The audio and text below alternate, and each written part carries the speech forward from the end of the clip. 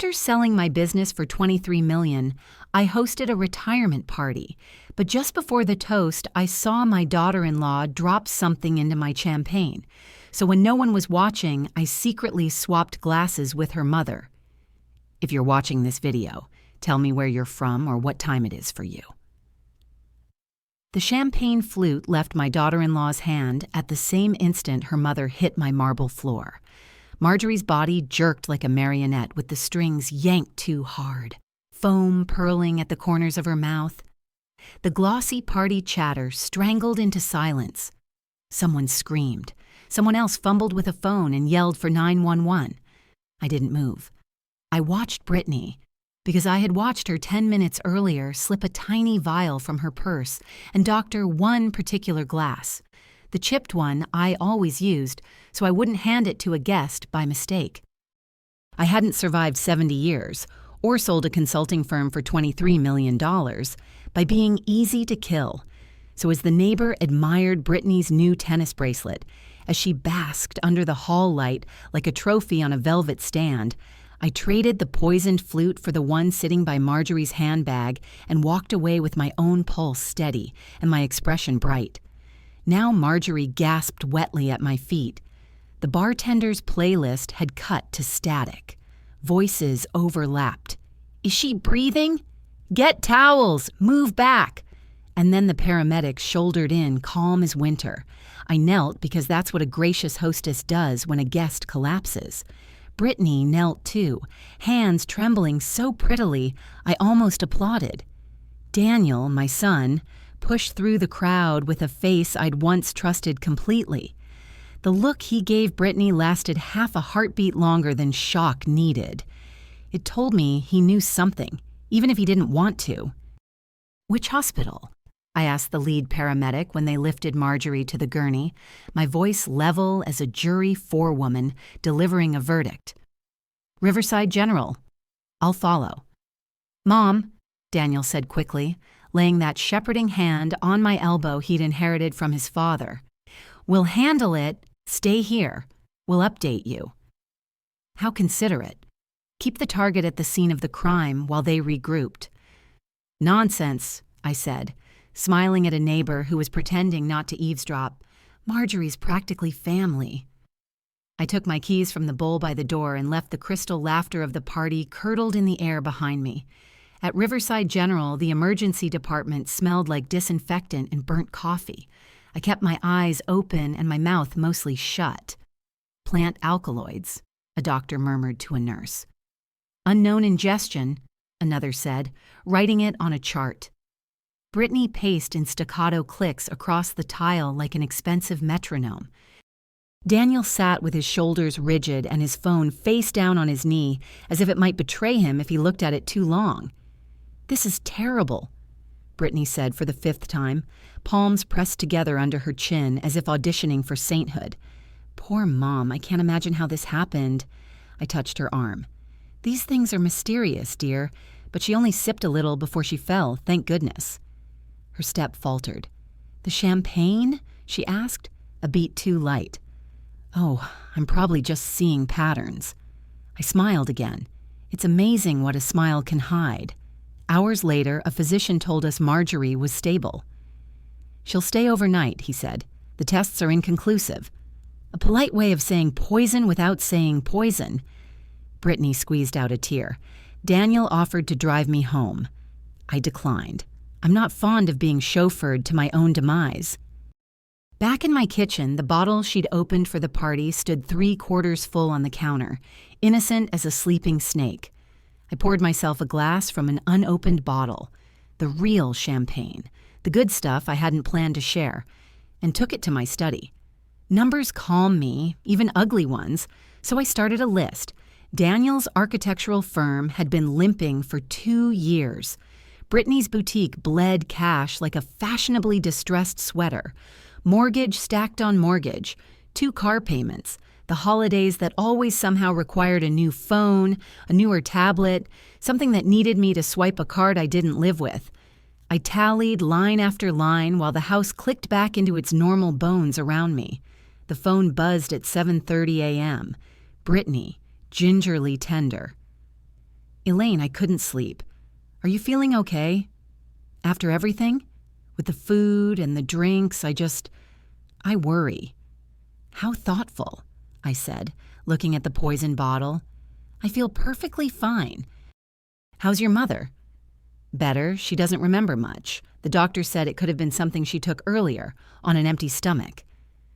Marjorie, who labeled her vitamins by weekday and set a smartphone alarm for each dose. That's a relief, I said. We'd hate to think it was something here. Oh no, too quick. Definitely not. The doctors said it wasn't food-related.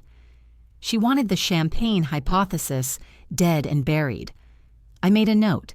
At 9, Daniel arrived with pastries from the bakery I preferred, a charming prop I recognized from his teenage let me explain repertoire. He arranged them on a plate like peace medals and watched me pour coffee. When he looked around my kitchen, the room reflected back our history. The nick in the table from his middle school science project, the calendar where I used to write his soccer practices, the patch of tile we'd replaced when he dropped a skillet and swore he could fix it himself. Nostalgia is a poor bodyguard. How are you holding up? He asked, the question a prelude. Oh, you know me. Takes more than a little excitement to rattle these old bones. He smiled without reaching his eyes. That's what I was afraid of. He picked at a Danish. Brittany and we've been talking about your situation. My situation, I repeated, tasting the phrase like a lemon seed. You're 70, Mom, alone in a big house. You've got a lot to manage after the sale. He gestured broadly at my life. There it was, the opening argument. I appreciate your concern. There are communities, he pressed, sliding his phone across the table to show a glossy website dripping with sunshine and silver-haired laughter. Silver Pines Residence. It's not a nursing home, it's like a resort. Spa, classes, medical staff on site, just 20 minutes from us. Convenient, I said, for whom I didn't add. There's an entrance fee, he said carefully. $400,000, but it covers everything, I finished. And the paperwork? They'll need a financial disclosure, and for their records, someone with power of attorney, purely precautionary. He said the words the way salespeople say, no pressure. I studied my son. The little boy who used to bring me dandelions had become a man who could say power of attorney without flinching. I'd have forgiven almost anything if not for the glass he'd watched his wife hand me. I'll think about it, I said, and I meant it. But not in the way he hoped. After he left, I called my attorney. Leonard, I need to come in. His office had a view that turned downtown into a chessboard. We sat across from each other at a table that had heard the worst days of my life and seen me survive them. I told him everything. The vial, the glass, the switch, Marjorie collapsing, Daniel's pitch. Leonard listened like a man counting cards. You're certain, he said finally. I am. Proof will be tricky, he said, voice dry. Even with toxicology, intent is a snake that slips the hand, but we can do a different thing first. Which is? We document that your mind is currently sound. He flipped a folder. Geriatric psychiatrist. Not the kind families shop for to get the result they want. We'll get a baseline on record, then we make your estate unappetizing to steal. He pushed over another stack. Trust restructuring. Medical directives naming who may not make decisions for you. Fraud alarms on your accounts. I breathed for the first time since the party. Agency has a taste. It's like biting into an apple that's been polished for you all afternoon and finally sinking your teeth in. There's your physical safety, Leonard added. Cameras, sensors, a panic pendant connected directly to City PD dispatch. Order all of it. On the way home, every car that lingered in my rearview mirror looked like a shadow. Paranoia keeps old women alive. I called a security company. By 8 the next morning, 3 techs in unmarked vans were threading discreet eyes into my walls, slipping motion detectors under my crown molding, pairing a panic button to a dispatcher who promised me a 3-minute response. I told my neighbors I'd had package theft. That lie was easier to live with than the truth. While they worked, Leonard's courier arrived with a neat stack of documents held together with a brass clip. My updated will, my directives, the recast trusts that would make my money as slippery as mercury to anyone but me. I signed them with a hand that didn't shake. The new will was generous to charities I love and stingy to the people who'd tried to hasten my end. Daniel would be provided for modestly for life. Britney was a lesson in what happens when greed sharpens itself on family. At 3 p.m, Daniel and Britney showed up uninvited, the kind of couple who always look like they're on their way to or from good news. They didn't notice the new camera that watched them from the corner. Or maybe they did. Their eyes lingered a fraction too long. "We're worried," Daniel began as they sat. "What happened to Marjorie was horrible," Britney finished, her voice breaking on cue. "If something we brought—" "I don't think that's it," I said pleasantly. "But thank you for caring." Britney's eyes glittered. "All the more reason to stay with us for a while, just until you're settled. We can help with everything." "What a lovely script," I said, still smiling. "And convenient." "Convenient?" Daniel's jaw tightened. "For you." I let the words sit. Then I softened, because offense only reveals what the defense has already mapped. "I'll be fine here. Besides, you've convinced me to consider Silver Pines. Let's do a tour next week." A flash of triumph crossed Britney's face and was gone. "That's wonderful," she said. "I'll call the admissions office. They have an opening, but it'll go quickly." "I'm sure it will." When they left, they sat in the driveway for 10 minutes, faces turned toward each other in a war of whispers. I watched them on my monitor with a glass of good wine and the patience of a woman who has negotiated with men scarier than their debt collectors. Finally, Britney made an angry call. Daniel tried to take the phone. She turned away from him. It's funny how much you can learn by letting people think you're not looking. That night, I slept with the panic pendant on the bedside table and a plan under my pillow. You cannot outmuscle a current at my age, but you can learn its shape and slip past where it's weakest. If they wanted me dependent, I would be busy, competent, and recorded as such. If they wanted my money, I would make it useless to steal. If they wanted me frightened, I would be frightening instead. The next morning, after coffee black enough to varnish a boat, I made calls. An old business acquaintance who ran a private investigations firm picked up on the first ring. "Nora," I said, "I need a deep dive on my son's and his wife's finances. Every account, every note, every habit. And tell me if there are any doctors in their orbit who evaluate people like me for competency." "Are you sure you want to know?" she asked gently. "I already do." Before lunch, Daniel texted, "We can stop by with the Silver Pines packet this afternoon." I replied with a thumbs up, because sometimes emojis are a better shield than armor. They arrived with a briefcase and the nervous energy of burglars who haven't checked the alarm panel. Paper spilled across my dining table. Admissions contracts, a financial disclosure form that wanted everything, and, of course, the power of attorney document, dressed up as a standard facility requirement.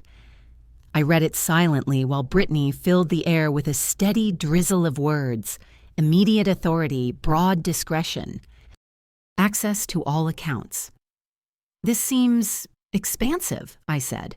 "It's just precautionary," Daniel said, "and revocable." "Revocable," Britney echoed, "though the facility has policies about residents who waffle, medical evaluations, waiting periods." She said waiting periods the way a cat says mouse. I looked at both of them and pictured Marjorie's foam-caked lips. Then I pictured the chipped glass and my hand switching it. I felt simultaneous grief and gratitude. Grief for the son who sat across from me, gratitude for the spine I still possessed.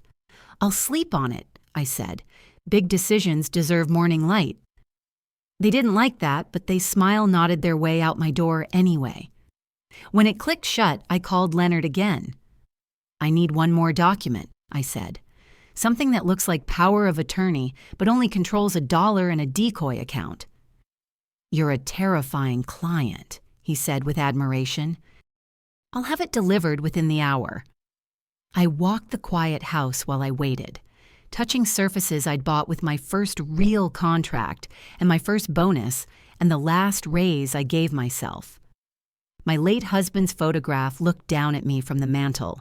He'd had a gambler's grin and an accountant's caution. "You'd have loved this part," I told him, "the part where I raise the stakes and hide the chips." Just before sunset, I stood at the kitchen window and watched sprinklers stitch silver threads across the lawn. Somewhere down the block, a dog barked. The new cameras blinked their patient little lights. The bottle Britney had opened still sat on the counter like a reminder of the truth. I am not safe because I am loved. I am safe because I am prepared. The phone rang. The display read, "Private number." I answered anyway. "Mrs. Carter?" The voice was female, professional. "This is Detective Kara Lewis with the City Police Department. We received the toxicology report from the hospital. I'd like to stop by tomorrow to ask a few questions about a party at your home." "Of course," I said, and felt my plan click one notch forward. After I hung up, I wrote a list in a fresh legal pad. I like lists. They are the way I remarry myself to reason. Meet Detective Lewis. Provide only what's necessary. Let her do her job. Sign Leonard's decoy. File the real documents in the safe. Proceed with the Silver Pines charade until I know exactly how far Daniel and Britney are willing to go. Order new locks. You're not paranoid if they truly are after you. Take the good champagne out of the house. Never let anyone pour me anything again without a seal broken in front of me. By the time I capped my pen, the day's fear had burned down to a clean ember of resolve. The arc from shock to action completed itself in my body. Hands steady, heart slow. Out the window, evening deepened. Somewhere in town, an ambulance keened, and somewhere someone surely asked, as Daniel had asked, "Are you sure you're okay?"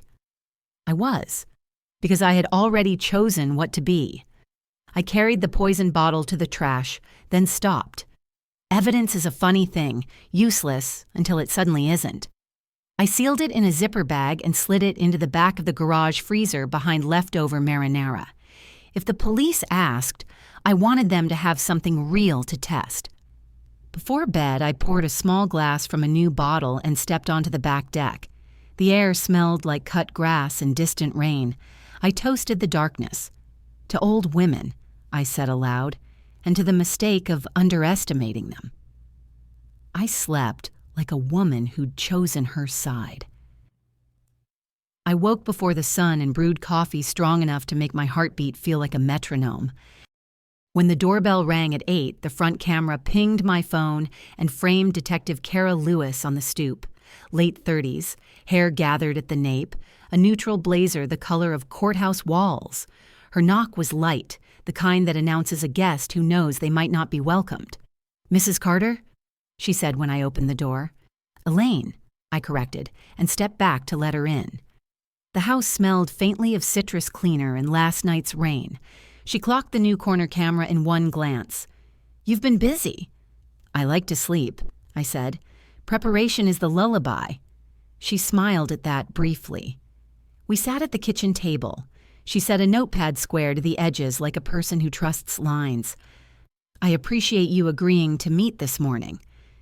"Your call helped me feel less crazy," I said. "That's a service in itself." "Let's start with the basics," pen poised. "At your party, your guest, Marjorie Hale, collapsed after drinking champagne. Toxicology shows a cardiotoxic plant alkaloid in her system. It's consistent with aconitine. That's monkshood. It's not common." She watched my face. "Do you know any reason why monkshood would be present at your home?"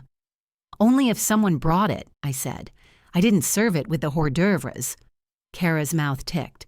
"Walk me through what you observed." I told her the truth, edited for spine and strategy. I had watched my daughter-in-law handle one specific flute, the chipped one I use so I won't hand it to guests, and pour. I had swapped flutes while she admired her own wrist. Then Marjorie had sipped and fallen, and the party had turned into a tableau of noise and fear. I did not narrate my history with my son's debts, or Britney's boutique, or the long psychology of being someone people misjudge because they mistake white hair for soft thinking. I kept those details like money in a pocket no one knows exists. "Do you still have the bottle that was poured from?" Kara asked. "In the freezer." I stood and she followed me through the mudroom into the garage. I slid open the freezer drawer and reached behind the marinara. The zipper bag crinkled in my hand. I thought, evidence is a funny thing. "It is," she agreed, accepting the bag without touching the bottle itself. She tamped the zipper down, then slid the whole package into another evidence bag. "We'll test it. It may be hard to establish chain of custody in court, but it's a start." She glanced back toward the house. "And the chipped flute?" "Right here." I'd set it aside on the top shelf of the pantry behind a stack of serving platters. I showed her the chip. She photographed it with a small, quiet camera. "Has anyone else been in the house since the party?" she asked. "Plenty of people," I said lightly. "My son and his wife, a security team, a courier from my lawyer." I let the last word hang like a wind chime. Kara's pen paused. "Lawyer?" "I've updated some documents. There's been pressure." I met her eyes. "I'm not asking you to litigate family, but I wanted you to know I'm recording my competence and securing my estate."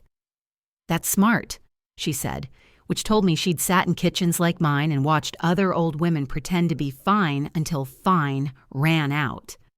"I can't tell you what to do about your family. I can tell you we'll pursue the toxicology in the bottle. Would you be comfortable giving a formal statement?" "Yes." I did, steady as a table that doesn't wobble. She asked clear questions. I offered clean answers. When we finished, she closed her notebook and stood. "Two things." She lifted a finger. "Don't drink anything you didn't open yourself in front of a witness, not even water at a restaurant." Second finger. "If anyone tries to medical evaluate you against your will, call me. It happens more than you think." "I know," I said, "and thank you." At the door she hesitated, then added, "People get creative when they're desperate. If you feel pressure, financial, emotional, legal, document it." "I've got cameras now," I said, "and a stack of legal pads." After she left, I stood in the quiet and listened to the house breathe. The clock in the hall ticked. A truck down the block beeped as it backed up. I poured coffee and watched the front camera feed. Detective Lewis drove away. A minute later, a silver SUV turned the corner and slowed in front of my house. Britney's car. She didn't stop, just coasted by and kept going, like a shark checking the shoreline. At 10, my phone buzzed. A text from Nora Blake. "Preliminary packet ready. Can I swing by?" 10 minutes later, Nora stepped into my study with a slim folder and the satisfied exhaustion of someone who'd taught a database to confess. She smelled faintly of wet wool and printer toner, a comforting combination. "How fast do you sleep?" I asked her. "When there's this kind of story, I don't," she said, and handed me the folder. "Highlights." I slid out the first page. It was a one-sheet overview, clean and brutal as an invoice. Daniel, personal checking below 1,000, credit cards near their limits. A business line of credit he'd rolled 3 times in 2 years. A bridge loan coming due in 3 weeks with a lender whose email address ended with a generic domain that sent up red flags. Britney. Boutique 2 quarters behind on rent. A cash advance loan with fees that made me want to salt the earth where the lender lived. An online order from 6 weeks ago for aconite root extract. Herbal tincture. I stared at that line until the letters stopped marching. Nora tapped it with her finger. "Many of these natural remedy tinctures are nonsense. Aconite is not. It's illegal to sell it for ingestion in most places, but online vendors do what online vendors do. Can we tie it to Britney beyond the order? It's shipped to a P.O. box registered to her boutique, Nora said. The box is paid from her business account. The delivery scan is time-stamped Monday before the party. My mouth tasted like copper. What about Daniel? His firm's receivables are optimistic. His payables are real. She slid over a second page. Also, someone did a soft pull on your credit last week. It's technically legal through some services if they check the right box that says they have a permissible purpose, but the IP address routes back to Britney's boutique Wi-Fi. I exhaled. Not surprise. Confirmation, which is a colder cousin. I set up monitoring on both of them, Nora said. Public records, court filings, new credit lines. If anything moves, we'll know. You also asked me to look for doctors in their orbit. There's a geriatrician they follow on social media who advertises expedited competency evaluations for facility admissions. The reviews are polarized. Convenient, I said. Nora looked around at the cameras, then at me. What do you want to do? I closed the folder and felt the smooth paper under my palm, like a vow. I want to keep standing exactly where I'm standing and let them think I'm backing up, and I want to give them something so attractive they can't not touch it. Bait, she said, satisfied. Bait. I considered the props in my life the way a stage manager considers an Act 2 set change. The pastry box Daniel had left on the counter sat in the recycling bin, lid uncreased. I fished it out and put it on the study desk. Nora raised an eyebrow. Patisserie espionage? Everyone opens a pastry box, I said. Even saints. We drafted that afternoon. I opened a new checking account at a bank I didn't usually use, one branch over, good coffee, eager manager, and deposited $100. Leonard drafted a power of attorney that looked grand and sweeping, but, in paragraph 4, limited authority to that single account and excluded every other form of asset under the sun. No securities, no property, no trusts. It even sunsetted in 90 days. The title read Durable Power of Attorney, because names matter more than terms to people who knit schemes quickly. We set up online access to the decoy account through a new email with a honey token, a unique address that pings if anyone tries to use it. I put the username and password on a sheet titled Financials Temporary Login in my tidy hand and slid it into the pastry box beneath a layer of pristine tissue paper. I labeled the box Receipts and set it on the kitchen desk where I keep coupons I never use and menus for takeout I never order. Nora watched me with a professional's affection. You're dangerous, she said. I'm alive, I answered. There's overlap. At 3, Daniel texted, We'll be there in an hour with the Silver Pines packet and the admissions lady can do a Zoom to answer questions. He added a heart. The heart felt like an insult to punctuation. I wore a cardigan that makes me look soft. I put on my reading glasses and let them slide a little down my nose. Performance is not lying when it's a shield. When the doorbell chimed, the camera showed me Britney in cream and gold, Daniel in slate and apology. They came in on a coordinated breeze of concern. Britney carried a leather folio that looked like it had been waiting for a meeting. Daniel set a bakery bag on the counter out of habit, then blinked at the pastry box on the desk like a dog noticing a mirror. We thought you might want lunch, he said. I already had something, I said, cheerful, but thank you. Britney spread the Silver Pines brochure across my table. The photos were all morning light and water aerobics, a chorus of silver-haired people with the same smile. Isn't it lovely? She trilled. And the best part is their medical team. You won't have to worry. I don't worry now, I said. I plan. She hid a flinch by producing a form. There's just a little paperwork to get you in the queue. The admissions coordinator can answer questions, but she'll need a preliminary file. On cue, her phone rang. She put it on speaker. A bright voice introduced herself as Haley from Silver Pines. We did this little dance. I asked about the entrance fee, and Haley said it was fully refundable upon move-out, less a small processing charge. I asked about their competency evaluations, and Haley said they partnered with trusted providers. She avoided the word required. I asked whether a power of attorney was a condition of residency, and Haley said, most residents find it helpful, which is how salespeople say, we make it feel mandatory. Wonderful, I said, and smiled at my son. I'll bring the documents tomorrow. They left buoyed, hopeful fish who'd found a glittering lure. After they went, the house felt like a theater after curtains. The air still held applause, but the work was backstage. I took out my legal pad and wrote a script for the next 24 hours. Evening brought rain, the kind that makes the leaves look varnished. At 6, Britney texted, "We're coming over to cook you dinner, no takebacks." A smiley face with a chef hat. They arrived like a television pilot, the devoted adult children, the sprightly mother. I let Britney take over my stove. The kitchen camera watched her hands. Twice she turned the burners higher than the recipe required. Twice I turned them down, careless as if I weren't noticing. She chattered while she chopped peppers. Daniel opened wine without asking if I wanted any and poured 2 glasses. For himself and Britney, he watched me over the rim.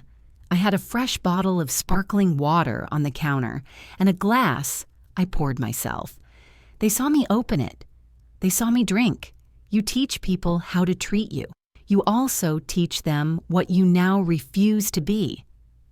After dinner, while we were standing at the sink, Britney reached for the knobs on the stove and brushed her sleeve against one, so it turned toward ignite, then laughed as if at a joke she hadn't meant to make. The burner didn't catch. The camera saw the attempt. The gas detector on the wall hummed and stayed green. When they left, I watched them on the driveway cam. They stood between their car doors in the rain, faces lit by the glow of Britney's phone as if they were telling ghost stories. My phone buzzed a moment later, an automated alert from the Honey Token email. Access attempt detected from an IP address matching my guest Wi-Fi. I looked to the desk. The pastry box sat precisely where I'd left it, the tissue paper folded back a fraction of an inch. I slept well and woke earlier than usual. Fear is an alarm clock. Purpose is better. At 9, the bank pinged. New login from an iPhone, Greenwood neighborhood. I poured coffee and watched the feed. Daniel's SUV rolling up punctually at 10. Britney's hair perfect even under a hood. They didn't know the camera at the front door could hear too. Most people underestimate microphones. "We should press the doctor," Britney whispered as they waited. "Get on her calendar today. The sooner we have the evaluation, the sooner Silver Pines takes her." "She's my mother," Daniel said. He sounded like he was trying to convince himself of the sentence and of its absolution. "It's safer for her there. And safer for us," she said. "That bridge loan—" "Don't say it," he snapped. And then the bell chimed. I let them in and did my little performance. Cardigan, glasses. Britney smelled like new leather and something floral that tried too hard. They took seats like jurors about to be sequestered. I brought a folder to the table and set it down deliberately. "What's that?" Daniel asked. "My documents," I said. "I spoke to my lawyer. He sent me a power of attorney. I know you said it was precautionary." I slid it across the table. "I prefer to be the one doing the precautions." Britney's eyes lit the way a slot machine does when it wants to keep you there. She didn't reach for the paper. She looked at Daniel, and he did. He read quickly, lips barely moving. He didn't make it to paragraph 4. They never do. "This is good," he said. "We can use this with the admissions office." "I thought so," I said. "Words can be honest and still be camouflage." Britney cleared her throat. "If you're comfortable, we can also take this to your banks so they know to talk to us. It can be confusing for tellers when—" "I'm not confused," I said sweetly, "but you're welcome to make copies." I stood. "The copier's in the study. Help yourselves." They took the folder like it was a live thing they wanted to keep from noticing it was dead. I watched them cross to the study on my phone's camera app while I wiped a perfectly clean counter. In the study, Daniel opened the pastry box and lifted the tissue paper. He saw the neatly written username and password, and his face did a small, private thing. He took a photo. He replaced the tissue more carefully than a surgeon relays skin. Back at the table, Britney made a show of admiring the flowers in the foyer as if the moment could hide in fragrance. "We should schedule the Silver Pines signing for tomorrow," she said brightly. "They move fast on those openings." "So do I," said, "but not on an empty stomach." I glanced at the bakery bag she'd set down. "What did you bring?" "Croissants," she beamed, "from Le Vieux." "Lovely," I said. I didn't move toward them. She laughed lightly and said, "Oh, of course, you don't eat before 11. She'd invented that rule just now to explain away my lack of interest. When they left, my phone buzzed again with an alert. Online login to the decoy account, transfer attempt initiated. A second later, another alert. Transfer blocked. Daily limit exceeded. 90 seconds after that, the honey token chimed with a password change attempt. Nothing would go through. Leonard had set limits so tight a gnat couldn't crawl through, and the bank fraud team had flagged anything more than $50 as a fire alarm. But the point wasn't theft, it was touch. They couldn't not. At noon, Nora called. "They tried to move 4,800 twice. Your bank called me and Leonard, as arranged. We politely asked the manager to preserve the logs. We also got the IP and the device fingerprint. Brittany's iPhone, same as last night. And Daniel." "He didn't initiate the transfer," Nora said, "but he took a photo of the login. We have that image hitting his cloud. He's not as careful as he thinks." I thanked her and hung up. I stood at the window and watched clouds muscle across the sky. I had the queer sensation of seeing my life as a set with lights warmed to scene setting. The props were in their places. The chipped flute behind the platters, the bottle on its way to a lab, the pastry box emptied of innocence, the cameras catching the right angles. Pinch, my mind said, naming the structure I'd used in 100 business pitches. The story's middle applied pressure. Good stories are honest about physics. At 2, Britney texted, "Can we swing by at 5 to take you to Silver Pines to sign? The admissions coordinator is staying late for us." She added a sparkle emoji that made me want to wash my hands. I wrote back, "5 works. Bring the doctor you like. I want everything done properly." Then I called Leonard. "They're bringing a friendly evaluator," I said. "Can you email me the cognitive assessment I took yesterday? I want it printed and stamped with the date." "It's already in your inbox," he said. "And Elaine?" "Officer Lewis called me. She picked up the bottle. You did right keeping it cold. If there's a traceable concentration, the lab will find it." "Good," I said, and felt a small, wicked joy. At 4:50, they arrived with a woman in a white coat whose name tag identified her as Dr. Sims. She had the bedside manner of a ring light. She vectored her smile toward me. "I can do a quick screen before we go," she said, "just to make sure you're safe to sign and the facility is comfortable." "I took a full neurocognitive assessment yesterday with a board-certified geriatric psychiatrist," I said, holding out the stamped report. "For my own peace of mind, you're welcome to add whatever notes you like, but I won't be taking a new test today." Dr. Sims took the paper and scanned it. It was the length and weight of professionalism. Clock drawing, list recall, executive function. It named my score in crisp numerals and included a paragraph declaring me fully competent to manage my personal and financial affairs. She made an O shape with her mouth and smoothed the page like it might wrinkle and hide an escape clause. "That's thorough," she said. "I am," I said, and the smile I gave her would have cut glass. Brittany's eyes flickered, quick as a bad poker tell. Daniel tried to recover by tugging his jacket cuff. "We should still go sign the admission hold," he said, "just to be safe." "Of course," I said. "I wouldn't want to lose my spot." On the drive to Silver Pines, I watched the world go by in slices. The nursery with mums the color of sunsets, the martial arts studio with kids in white G's, the billboard selling reverse mortgages to people with hair my color. We pulled into a parking lot where all the cars were clean and all the trees were young. Inside, the lobby was a study in beige. A fountain whispered. The admissions coordinator, Haley of the telephone voice, appeared with a binder and a pen so heavy it implied signatures would be weightlifting. "We're so excited to welcome you," she said to me and no one else. "Let's just get the entrance fee deposit and a few signatures." I flipped through the binder. The deposit was refundable less a processing charge that had grown larger in person than it had sounded on the phone.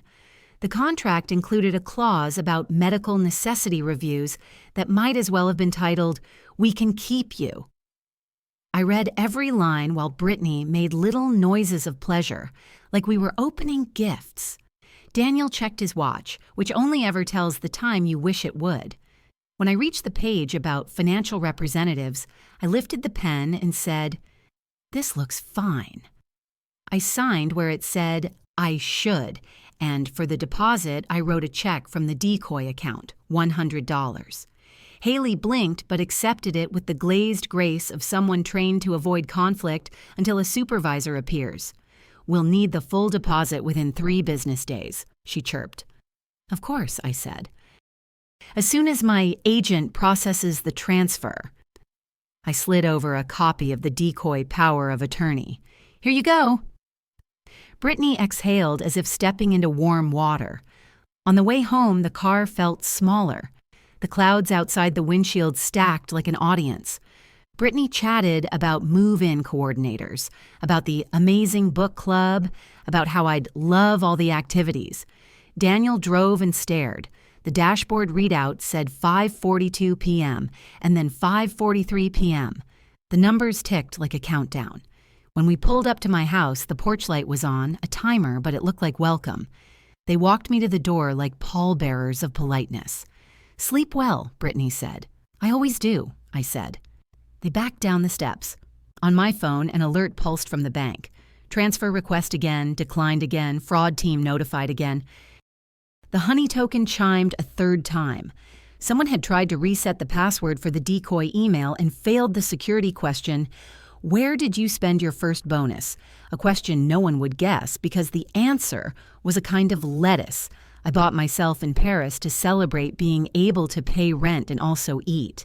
Inside, I set the signed Silver Pines packet on my desk. I put the pen next to it like a prop at its mark. I checked the cameras.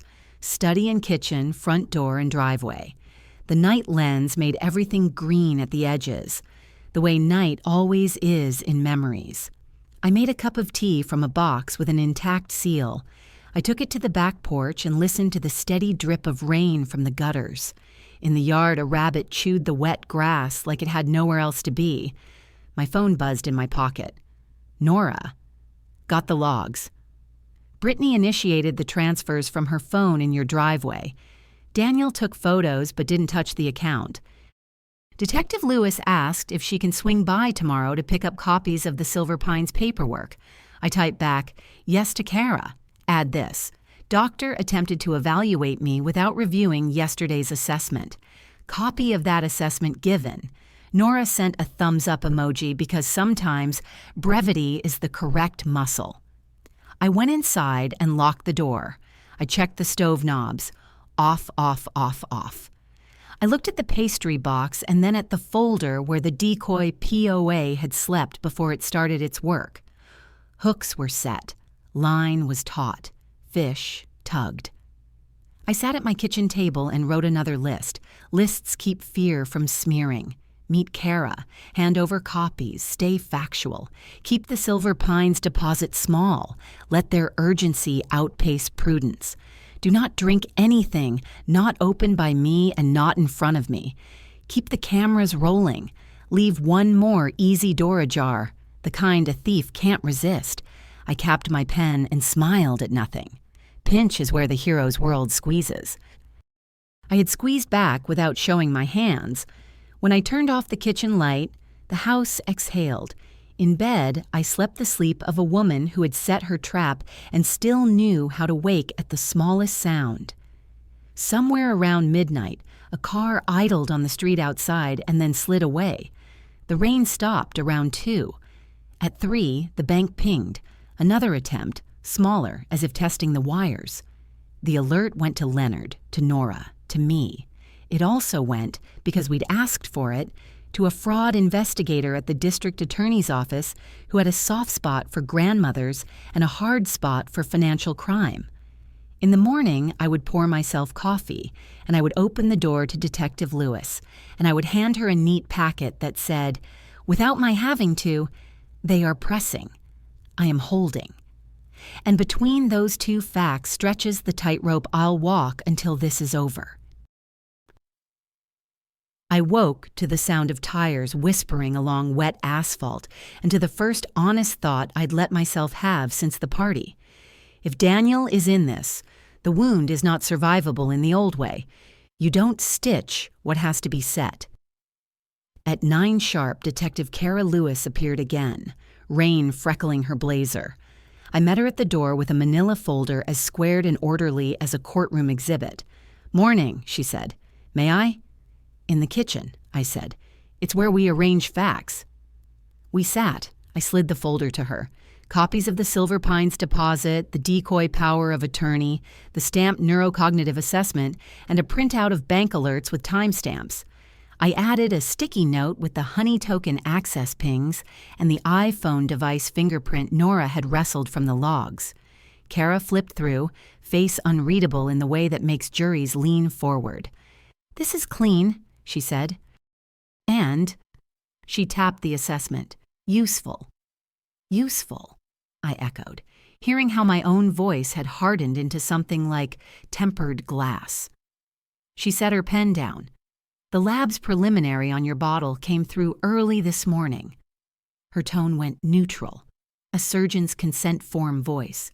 "It contains aconitine at a concentration that's not accidental. It's not residue from plants or cross-contamination. It's an addition." "Mixed," I said.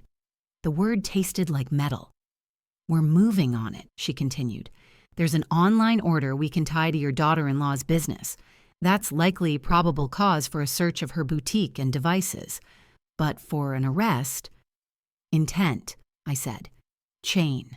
Coercion." She gave me the briefest, kindest nod. "Plus we have to decide what to do about your son." We let his name sit between us, unsaid but very present. "Do you want to know what I hope?" she asked. "What?" "I hope he panicked after seeing what happened and is now trying to keep his head above water," she said. "That doesn't absolve anything, but it's different than picking up a vial and planning a death. The law cares about that difference." "So do I," said, surprising myself with the truth of it. "But I won't let either of them make me smaller to make their lives bigger." Kara closed the folder. "Then let's each do our jobs. You keep documenting pressure. Let me be the one to push. If they try to force signatures, record it. If they bring another doctor, refuse and keep that stamped assessment in reach. If anything feels like it might tip from persuasion into threat, call me. I don't need an invitation to knock." She stood. At the door she paused. "One more thing. Consider changing your locks." "They're being rekeyed at 2. I said. "I've learned to love a good locksmith." She smiled with half her mouth and left, rain breathing on her shoulders as she stepped into it.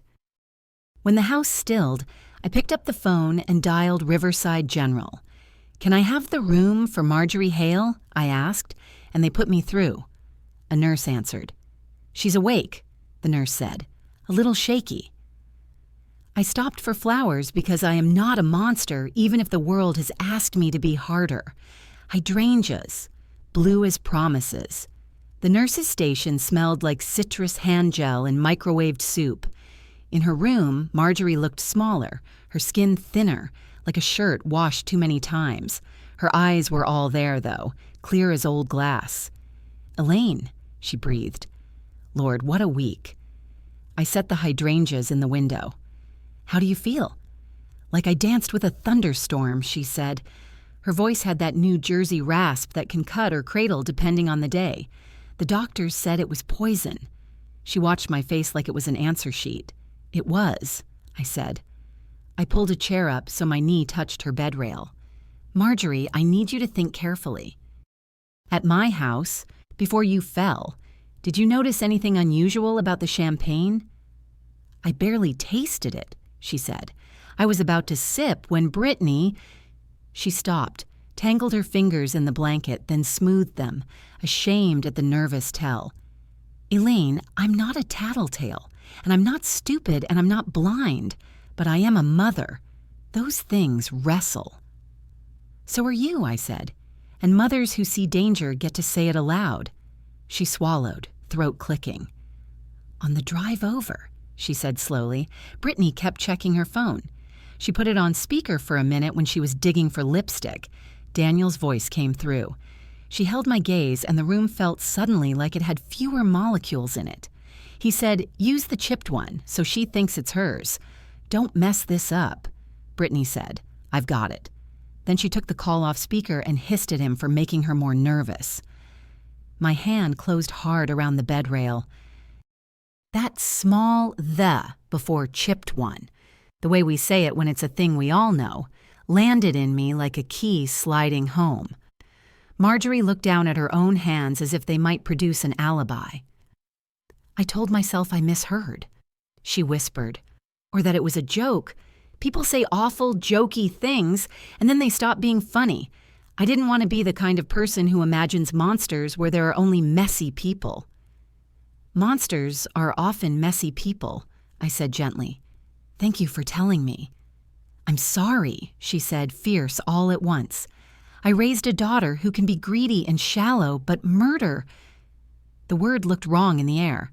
I didn't make her that. You made her human, I said. What she chooses after that is on her. She blinked back tears.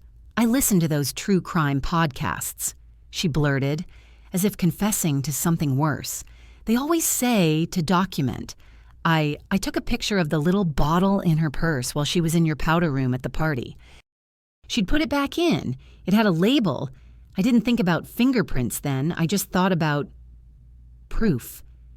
She fumbled with her phone and handed it to me. The photo filled the screen, a tiny brown glass vial with a white label. The label read aconite tincture, external use, and a vendor name that might as well have been a P.O. box with delusions of respectability. May I forward this to Detective Lewis? I asked. Yes, she said, baring her teeth when she smiled. Please. I sent it. The phone pinged in my hand almost immediately. Kara. Got it. Helps for warrant affidavit. Good work, both of you. You may get a call from Detective Lewis, I told Marjorie. She's good. She'll take care with you. I want to do what is right, Marjorie said, even if it makes Thanksgiving awful. She met my eyes. Do you think Daniel... I think I needed to hear the word chipped from someone else's mouth, I said. Now I have. She nodded, the relief like a wince. I squeezed her hand and left before Britney arrived to do her dutiful daughter rounds. Some mercies are strategic. In the parking lot, the sky had the tin color that makes you put your shoulders up.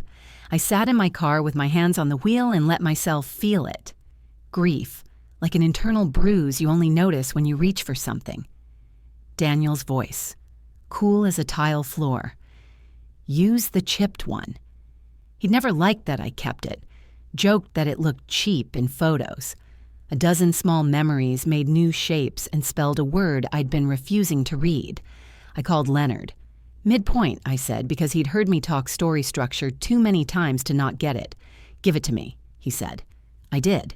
The call on speaker, the phrase the chipped one, Marjorie's photo, the bottle's lab results, the attempted transfers, the boutique Wi-Fi IP, the lock change at 2.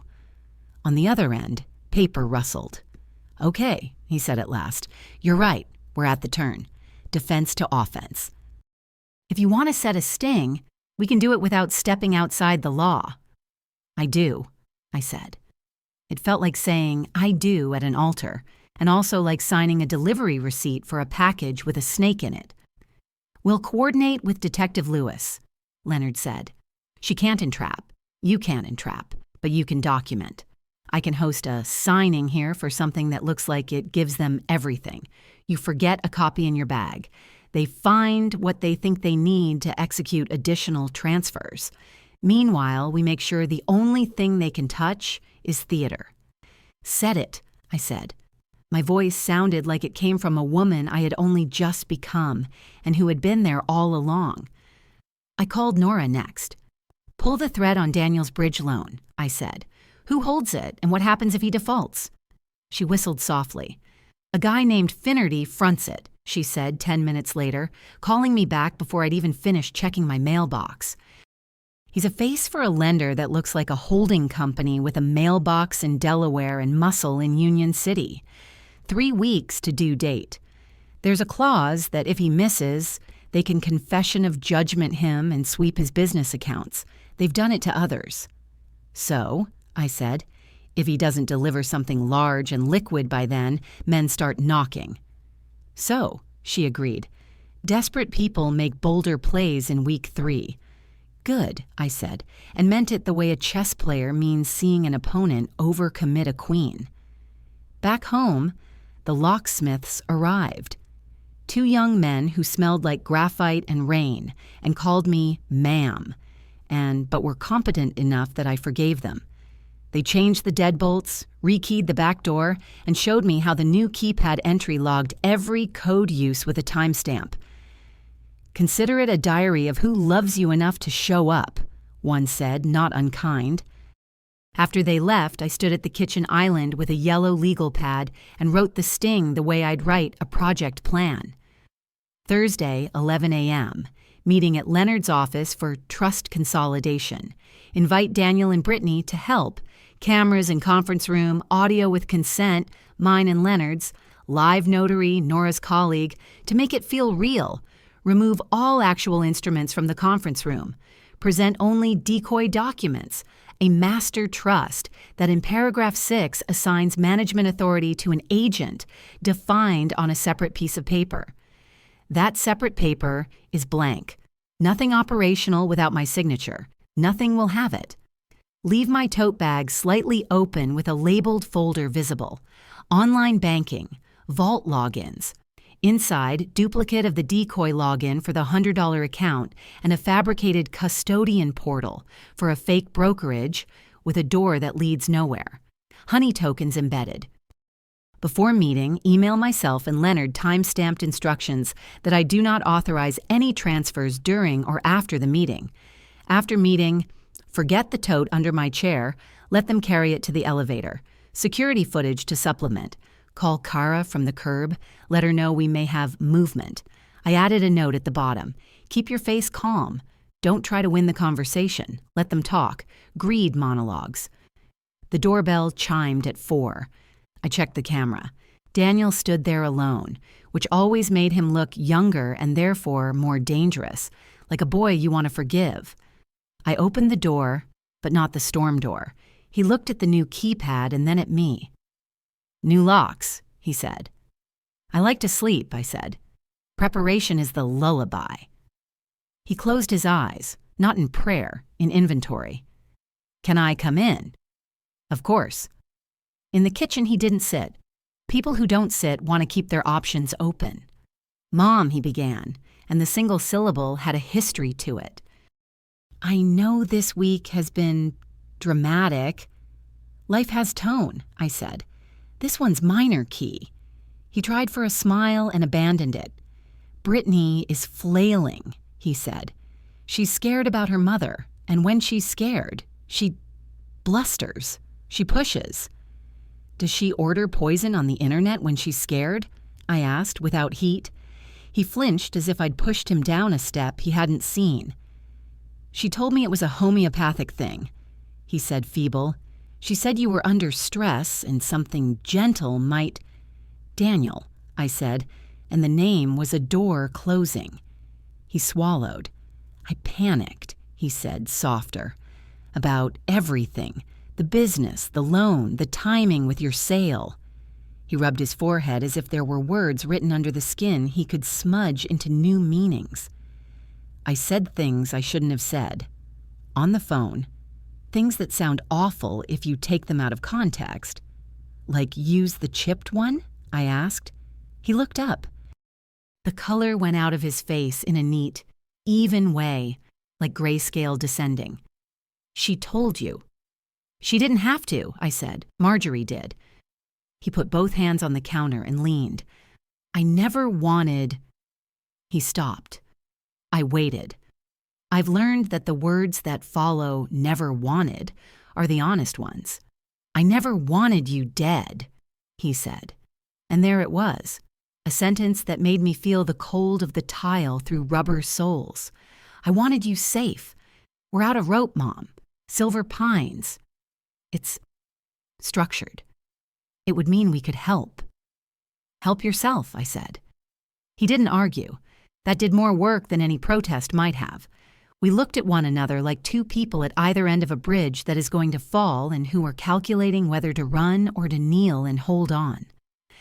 I'm going to Leonard's tomorrow, I said at last, to consolidate accounts. It's time for less scatter. Relief and greed rose on his face like two tides, surprised to be synchronized. Do you want us there? Want to make sure everything gets executed? Please, I said, as if I had forgiven something. When he left, he stood on the porch a full minute, maybe remembering being 12 and asking if he could camp in the backyard with a friend and me, saying yes. The porch light caught the new key cylinder and made it shine hard as a coin. That evening, I called Marjorie again, not because I needed anything, but because I needed her to know she hadn't thrown her words into a void. She sounded stronger. I told the detective exactly what I told you, she said. I thought my mouth would dry up, but it didn't. It felt like I'd been saving water. Good, I said. There's more to do, but you've done something solid. Do you hate her? She asked, small for the first time. I don't have room for hate and strategy at the same time, I said. I'll hate later if there's any left over. After I hung up, I set the stage. I ironed a blouse so crisp it could be a boundary. I put my assessment copy in a leather folder with my initials, territory marking. I charged my phone and my panic pendant, set the charger in my purse like a talisman.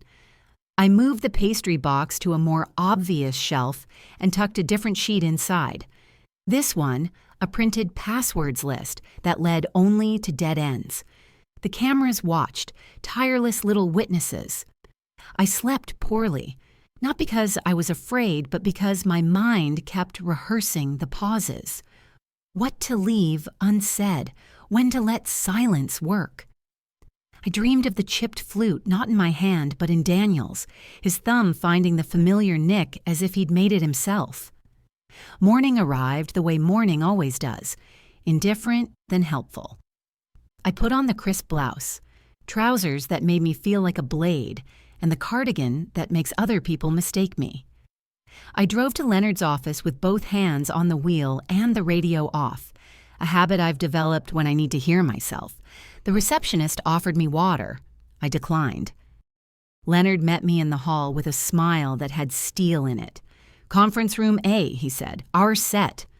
Conference room A was all glass and city view, and the kind of silence that says bills get paid here.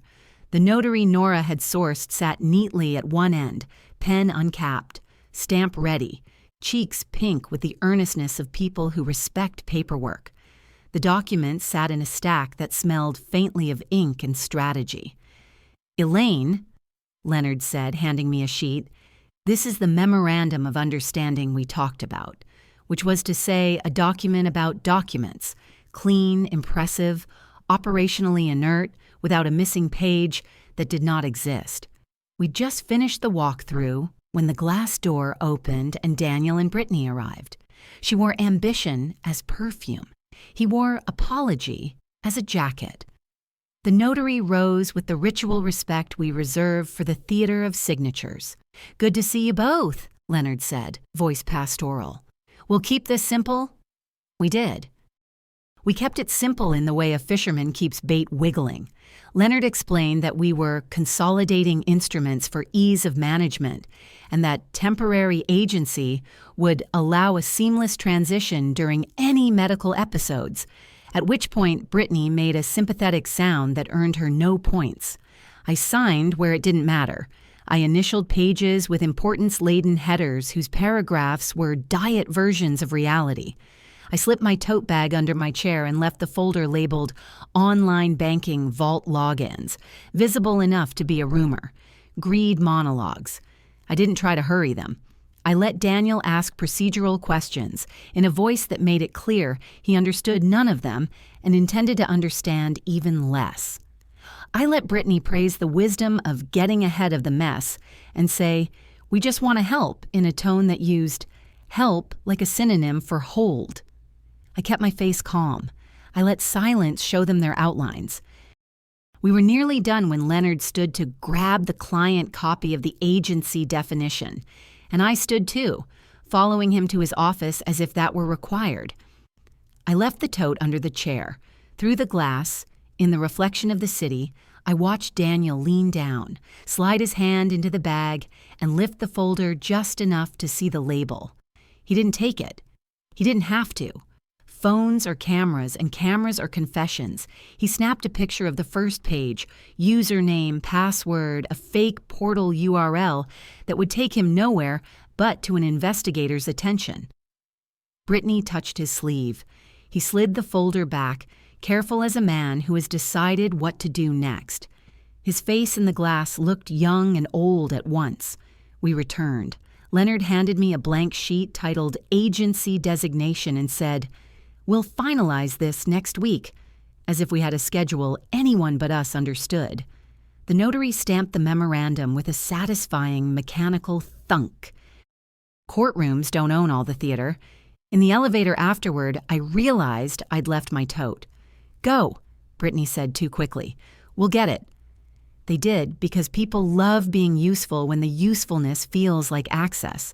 They met me in the lobby with the bag, eyes bright like children who'd found a surprise they weren't supposed to open yet. I thanked them with the grace of a woman who does not know she's just rehearsed the last lines of one act and the first lines of another. On the sidewalk, I called Kara. "Movement," I said. "They photographed a document with decoy credentials.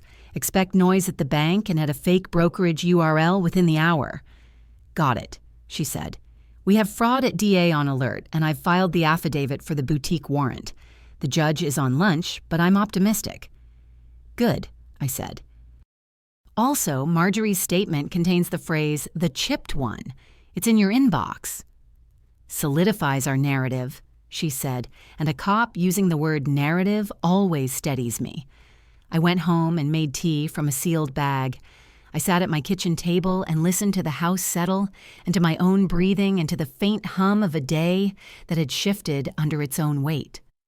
At 2:17 p.m., the honey token pinged. Decoy portal accessed from a Greenwood IP, Daniel's phone. At 2:20 p.m., the bank alert chimed. Attempt to add external account, blocked. At 2:28 p.m., a browser agent matching Britney's boutique iPad tried to log into the custodian portal. The attempt fired a silent email to DA's fraud team with the IP and time. At 2:33 p.m., Nora texted, "Finnerty's guy just called Daniel. Where's my repayment?" Timer ticking. I stood at the window and watched a neighbor teach a child to ride a bike. The child wobbled, furious and determined. The adult jogged alongside, one hand at the small of the back, letting go and then catching, letting go and then catching. I used to think mothering was that hand.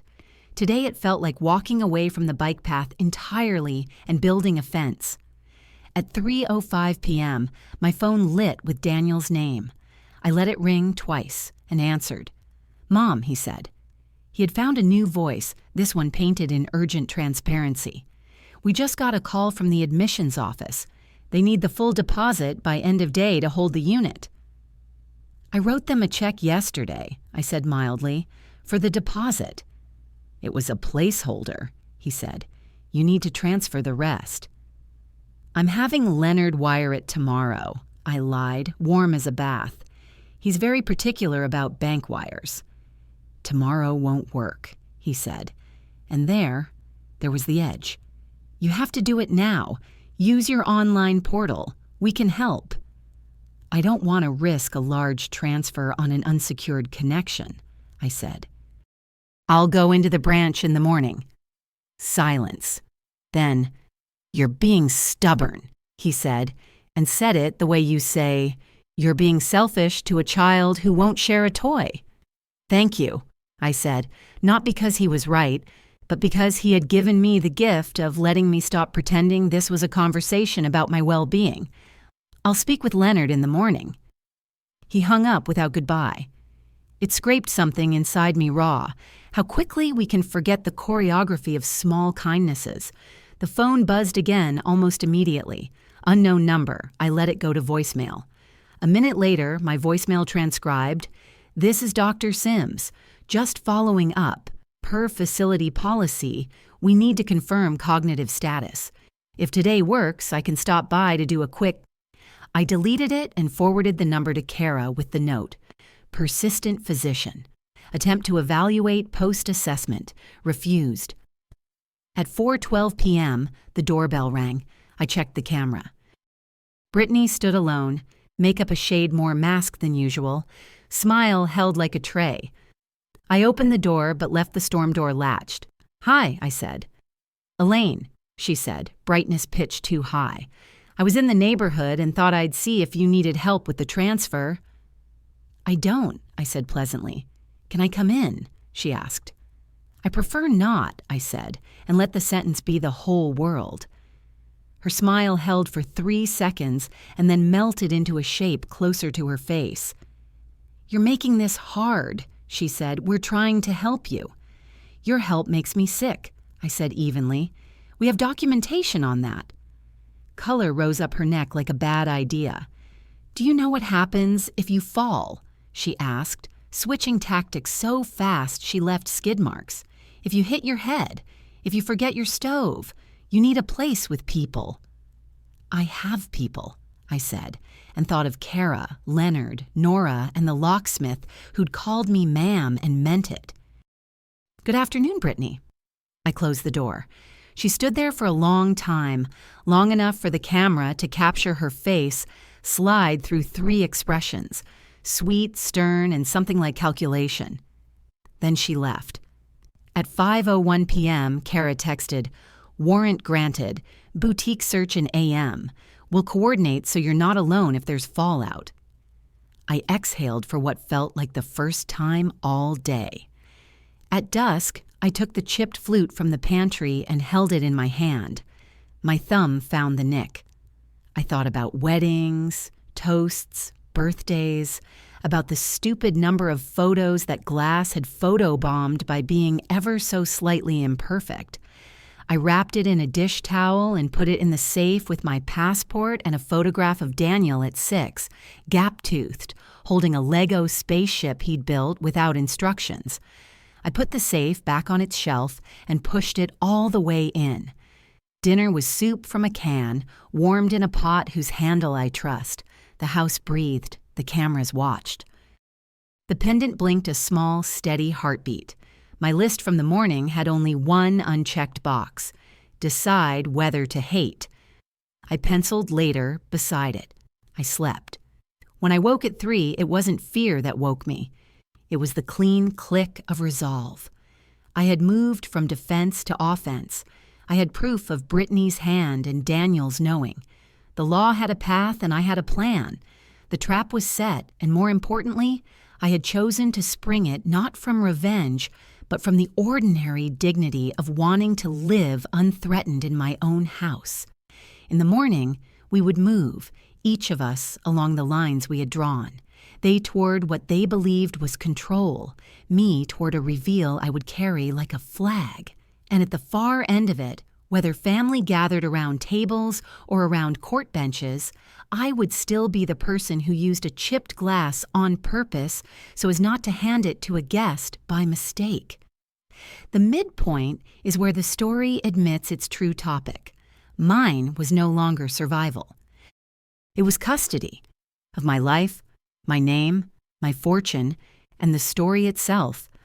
I wrote it at the top of a fresh page, custody. Then I underlined it twice and went back to sleep. Detective Lewis texted at 7:41 a.m., rolling on boutique warrant. You don't need to be here. I responded with a thumbs up because the emoji kept me from trying to narrate a prayer. I made tea from a sealed sachet and stood at the kitchen sink, watching the street like it might deliver a verdict. 30 minutes later, my phone rang. Unknown number, then a woman's voice with too much starch in it. This is Haley from Silver Pines. Just checking whether your deposit will arrive today. We're at capacity and holding that unit is costly. I understand, I said. Given recent events, I'm reassessing. Please consider my hold tentative.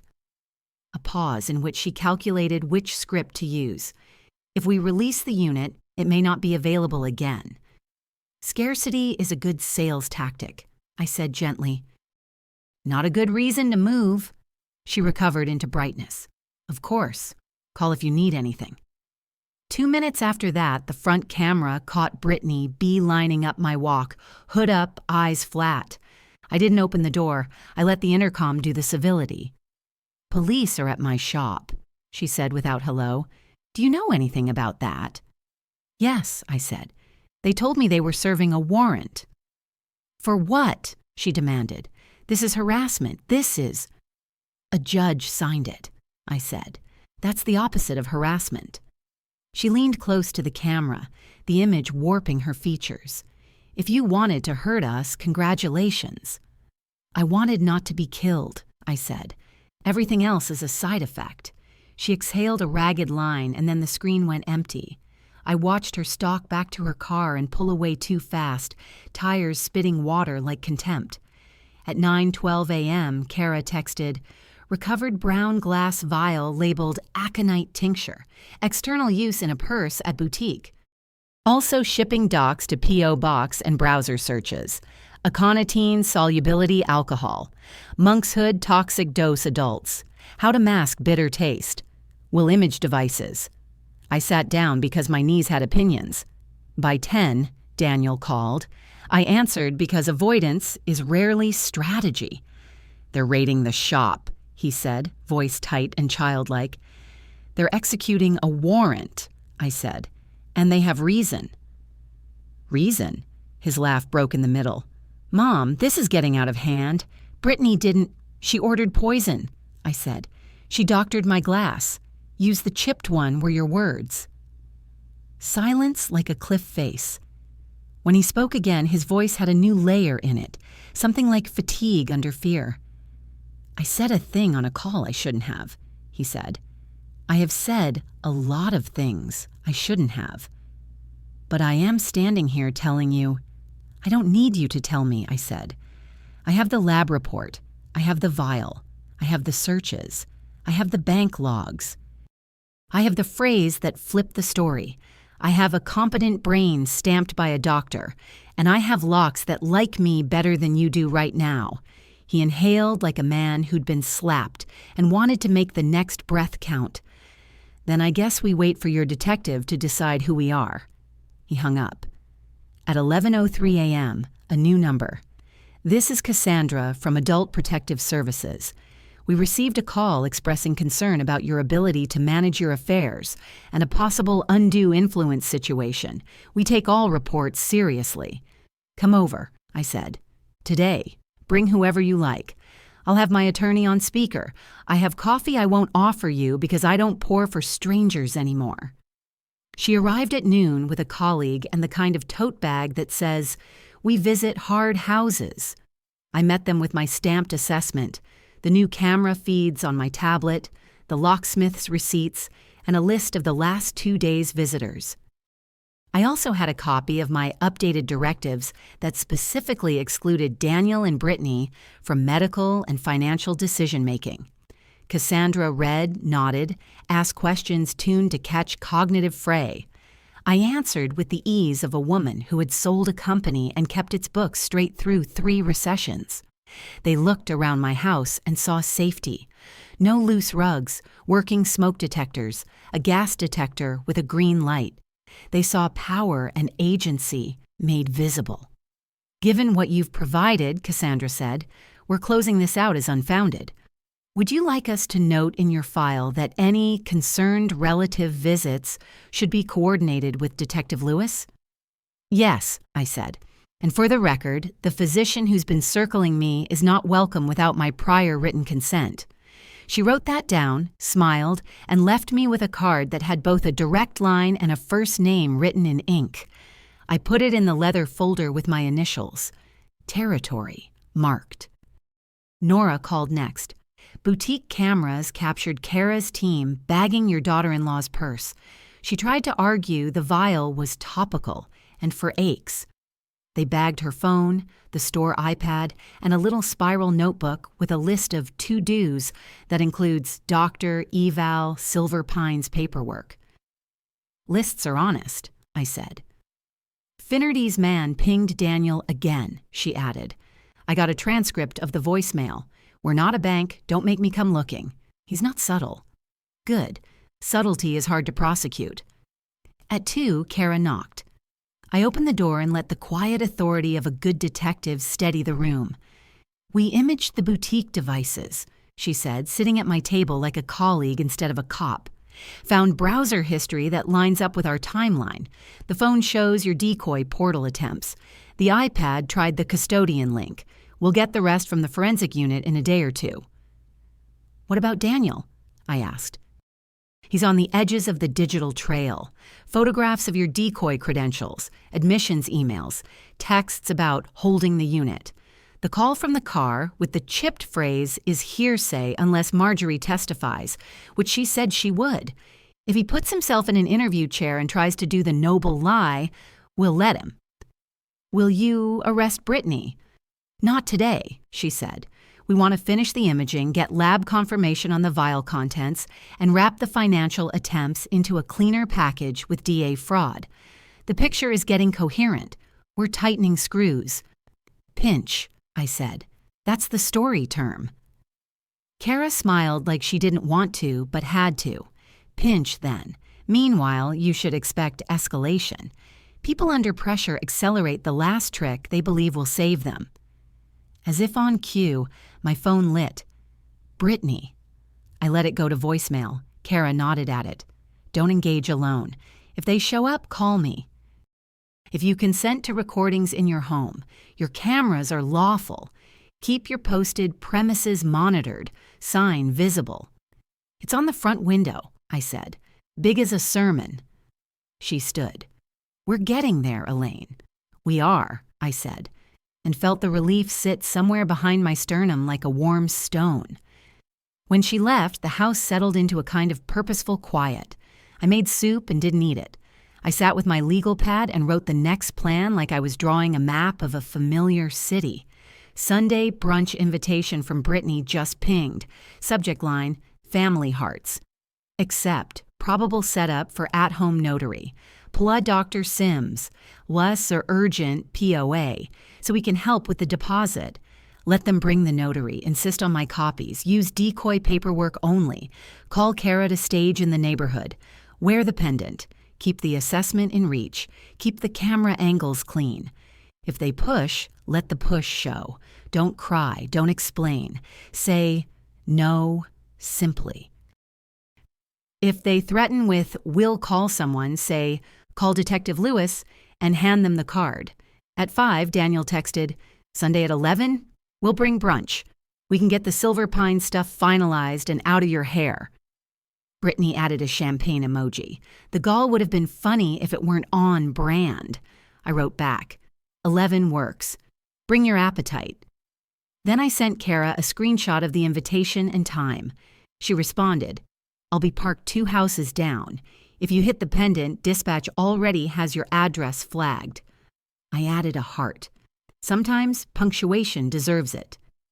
Saturday slid by with the hum of a loaded spring. Marjorie called to say she'd had fresh blood drawn. The toxicologist at Riverside wanted to see elimination curves. Did you ever think we'd be women who knew that phrase? she said. I thought we'd be women who knew everything by 70, I said. Turns out the list just changes. Thank you, she said simply. For believing me even when believing me made everything worse before it got better. Thank you for saying the chipped one, I said. It did work that evidence sometimes can't do. That night, the rain lifted and left the air raw. I checked the stove. I checked the windows. I checked the safe, touching the chipped flute through the towel like a relic in a reliquary. I printed fresh copies of my assessment and left one in every room like I was stashing talismans against superstition. I slept in increments and woke each time with a clear mind, like surfacing from a shallow pool. Sunday, 10:52 a.m., the driveway cam caught the slate of Daniel's SUV.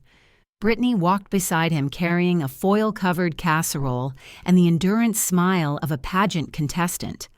I opened the door with the chain still latched. Looks like rain again, Britney said brightly, although the sky was only sullen. Kitchen, I said. We'll work at the table. They came in as a unit. The notary trailed behind, an older man with a briefcase and an expression that said he was tired of documenting other people's lies. 20 seconds later, Dr. Sims materialized like a conjuring trick. White coat swapped for a wrap dress, smile unchanged. I'm just here in case we need anything clinical, she chirped. We won't, I said, handing her my stamped assessment again. But you can hold this if it makes you feel useful. She took it, smile hiccuping. Britney set out plates and napkins, theatrically casual. Daniel stacked a neat pile of documents, a generic durable power of attorney printed from the internet, the Silver Pines financial representative form, and a pre-filled bank transfer sheet with my bank's logo and a blank amount. They hadn't even written a number. They were going to sweet-talk me into naming one. Let's eat first, Britney said, uncovering a frittata that smelled good enough to test me. We shouldn't do big paperwork on an empty stomach. Translation: we want you soft and sated. I've already eaten, I said, pouring sparkling water into my own glass from my own sealed bottle, the sound of boundaries being carbonated. We sat. The notary cleared his throat. Ma'am, I'll need to see your identification when we get to it. You'll see it, I said, sliding my driver's license across the table so he could study the shape of my face and the dates that made it real. Britney slid the generic POA toward me, finger on the signature line like a cleric. This is just so we can help with logistics, doctors, banks, the facility. No, I said, pleasant as iced tea. She blinked. You don't even want to read it? I read the one my lawyer prepared, I said. I've signed it. It restricts authority to a single account with $100 for emergencies. You're welcome to a copy. Silence is a revealing mirror. Britney's face contorted through outrage and calculation until it settled on persuasion. Elaine, she said softly, leaning forward, voice dropping to the confessional register. We're drowning. I'm scared. She let the sentence tremble. You could make this so easy. I could, I said, and then I would be drowned with you. Daniel put his hand on the table in the old dad way, as if he'd learned an inherited gesture and not the responsibility that came with it. Mom, please, this is the smart move. Smart for whom? I asked. For everyone, he said, and he was almost convincing because he had convinced himself. Silver Pines keeps you safe. We handle the boring finance stuff. The doctor's right here to certify you're good to sign. I picked up my stamped assessment and tapped the date. She was here Friday, I said, of Dr. Sims, and I refused because I'm not required to perform for your convenience. This says today what it will say tomorrow. I am competent. What you're describing isn't care. It's control. The notary stared at his hands like he'd suddenly discovered new lifelines there. Dr. Sims flipped my assessment over and then back as if it might have a hidden page where I apologized. Britney pushed her chair back. We can make this ugly, she said, sugar evaporating. I can call APS right now and report that you're confused and being manipulated by a lawyer who wants fees. Do, I said. I slid Cassandra's card onto the table. Ask for Cassandra. Tell her Elaine says hello. Brittany stared at the card like it had spoken. Daniel tried one last trope. Dad would have wanted. You don't get to use your father, I said. I was married to him longer than you were his son. A car door thumped outside. Kara texted, outside.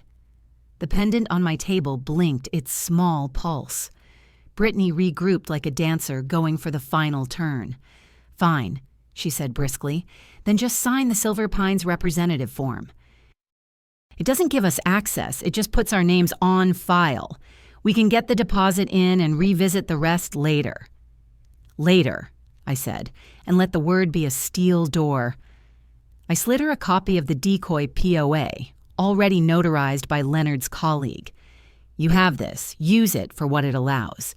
If you try to use it for anything else, the bank will call the police, who are parked down the street. She barked a laugh. You're bluffing. The doorbell rang. Daniel jerked.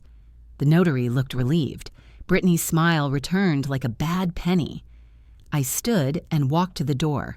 Kara waited there in plain clothes with a warrant folder tucked under her arm for a different errand, which did just fine as theater. Morning, she said for the room when I ushered her in, just checking in on a wellness call. Brittany's color did a panicky choreography. Detective, she said, bright. We were just helping Elaine get her paperwork squared away. I can see that, Kara said mildly, glancing at the generic POA, the bank transfer sheet, the facility form. All three at once. Efficient. I've declined, I said. And that's the end of it, Kara said, not breaking eye contact with Brittany. Right? Of course, Brittany said, every letter gritted. Good, Kara said. She looked at the notary. Sir, you're fine to leave unless they need you for something they both want. Doctor, unless there's a medical emergency, you're not needed. Dr. Sims went very still. Of course. I was only what? Kara asked. Detective voices are like scalpels when they're used right. Only making sure Mrs. Carter had support, she said weakly. She does, Kara said. She has me. Silence recalibrated the room's gravity. Brittany stacked her papers with movements so measured they were a tantrum in slow motion. Daniel swallowed, gave me a last look that tried to find the boy I'd once bandaged, failed, and looked away. They left with their casserole and their blank transfer form, and a notary who would probably retire after lunch. Kara stayed, hands in her pockets, shoulders easy. They'll try something else, she said. I know, I said. But we've closed the easy doors and opened the right ones, she said. For us. I exhaled. What next? Lab final on the boutique vial tomorrow, she said. DA Fraud is drafting charges related to the unauthorized access attempts. If the vial matches the bottle, we'll add attempted poisoning. I'll invite them for interviews before we move.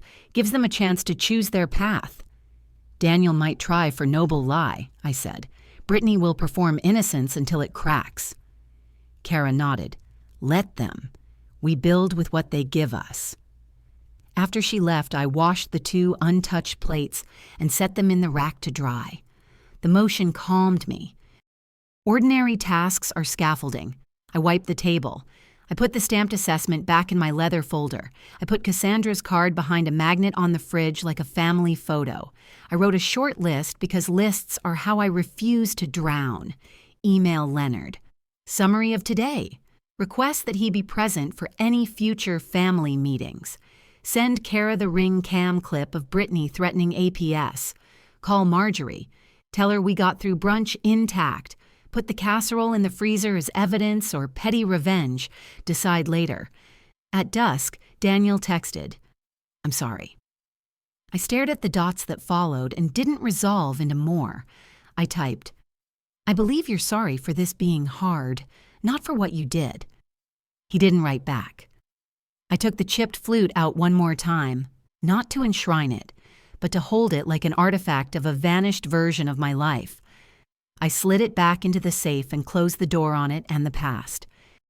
That night, I slept 4 hours straight and woke with the sensation of a vice tightening. Not on me, but on a set of choices that were running out of table. The pinch had done its work. The next beat would be the one where the story pretends I've lost. I could feel it lining itself up. A last push, a show of power, a signature that isn't what they think it is. Made coffee and wrote one last line on my legal pad, a promise to myself as much as a plan. Let them think they've won long enough to show everyone how they tried. Monday started with a text that felt like a hinge. Kara at 7:06 a.m. Lab final on boutique vial matches, aconitine in your bottle. We're drafting charges. I read it twice, then once more aloud, because some words feel sturdier if they bounce off drywall. The second text came at 8:00 on the dot, as if Commerce had set an alarm. Haley from Silver Pines. Just checking, last day to fund the deposit. We can accept a cashier's check at your bank if that's easier. Easiest thing in the world, I said, and my voice was a soft blanket on a coil of wire. Let's meet at the Maple Glen branch at 1. She brightened like an LED. Perfect. I hung up and called Leonard. Finals in, I said. They want a cashier's check at 1. Good, he said. I'll loop in the branch manager and DA Fraud. We'll do this without theatrics. We'll do it with just enough theatrics, I said. They need to think they win before they lose. Spoken like a person who's raised venture money. By 9, the day had arranged itself like a carefully set table. Nora sent over a tiny lapel recorder, legal with my consent in this state, though my house cameras had already been giving us everything we needed. Kara called to confirm timing. A fraud investigator from the DA's office, a woman named Patel with a voice like a scalpel wrapped in velvet, would be present at the branch in plain clothes. The manager, Ms.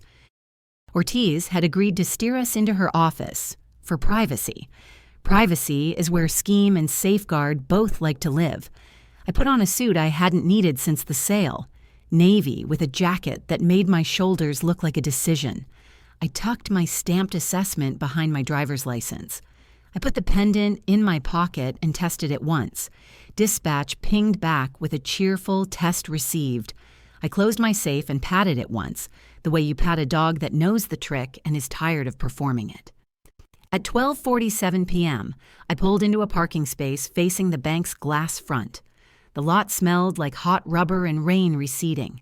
Daniel's SUV slid in 2 spots down. Britney stepped out first. Cream blouse, gold studs, hair like television. She kissed the air near my cheek. Daniel put his hand on my elbow in a way that would have been sweet 10 years ago and now felt like a rehearsal for control. Haley materialized from somewhere behind the teller line with an admissions folder and the brightness of a brand new bell. Mrs. Carter, so glad we could make this convenient. Convenience is a public good, I said. Let's be quick. Ms. Ortiz appeared, mid-40s, composed, eyes that said she'd seen both bank robbers and newlyweds with joint accounts and preferred neither to cry in her office.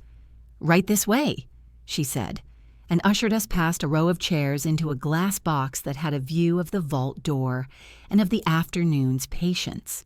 We sat. Ortiz angled a small placard toward me. Please have your ID ready. I slid my license over. She copied the numbers with the bored precision of a person who loves a form because forms always end. Haley set her folder on the table like a cake. Britney slid a printed wire transfer authorization from her leather folio. My bank's logo, a blank amount field, the destination box pre-filled with a routing number I didn't recognize. Daniel placed the decoy power of attorney on top and looked earnest enough to sell a miracle. We'll need a cashier's check for the entrance fee, Haley said, warmth dim to business. $400,000, then we'll be good to go on holding your unit. Of course, I said, and watched Britney's pupils dilate in a way that had nothing to do with love. Ms. Ortiz looked at me, not at them. Before we start, I'll need to confirm the source account and your instructions. Britney slid the decoy POA toward her. "We have authority to act on Mrs. Carter's behalf," she said with the skip in her tone she uses when she sees an ending she likes. Ortiz didn't touch it. Power of attorney can authorize an agent to request a cashier's check, but the principal, she inclined her head toward me, has to confirm unless we have other documentation. Also, our legal team reviews specific language before honoring new instruments. "Of course," Daniel said too quickly. "We can have Mom confirm." "She wants this." I smiled at Ortiz. "I'm here. I want this," I said, and then let the sentence sit like a rug over a trap door. Ortiz nodded and turned to her keyboard. "From which account will we draw the cashier's check?" Britney inhaled to say all of them and caught herself. "Her primary checking," she said sweetly. "We don't have the number handy, but we can sign whatever you need." "We'll start with the account ending in 4821, I said, like I was trying to be helpful. It was, of course, the $100 decoy. Ortiz's face didn't move, but her eyes did that tiny kink that says a person is enjoying their work in a quiet way.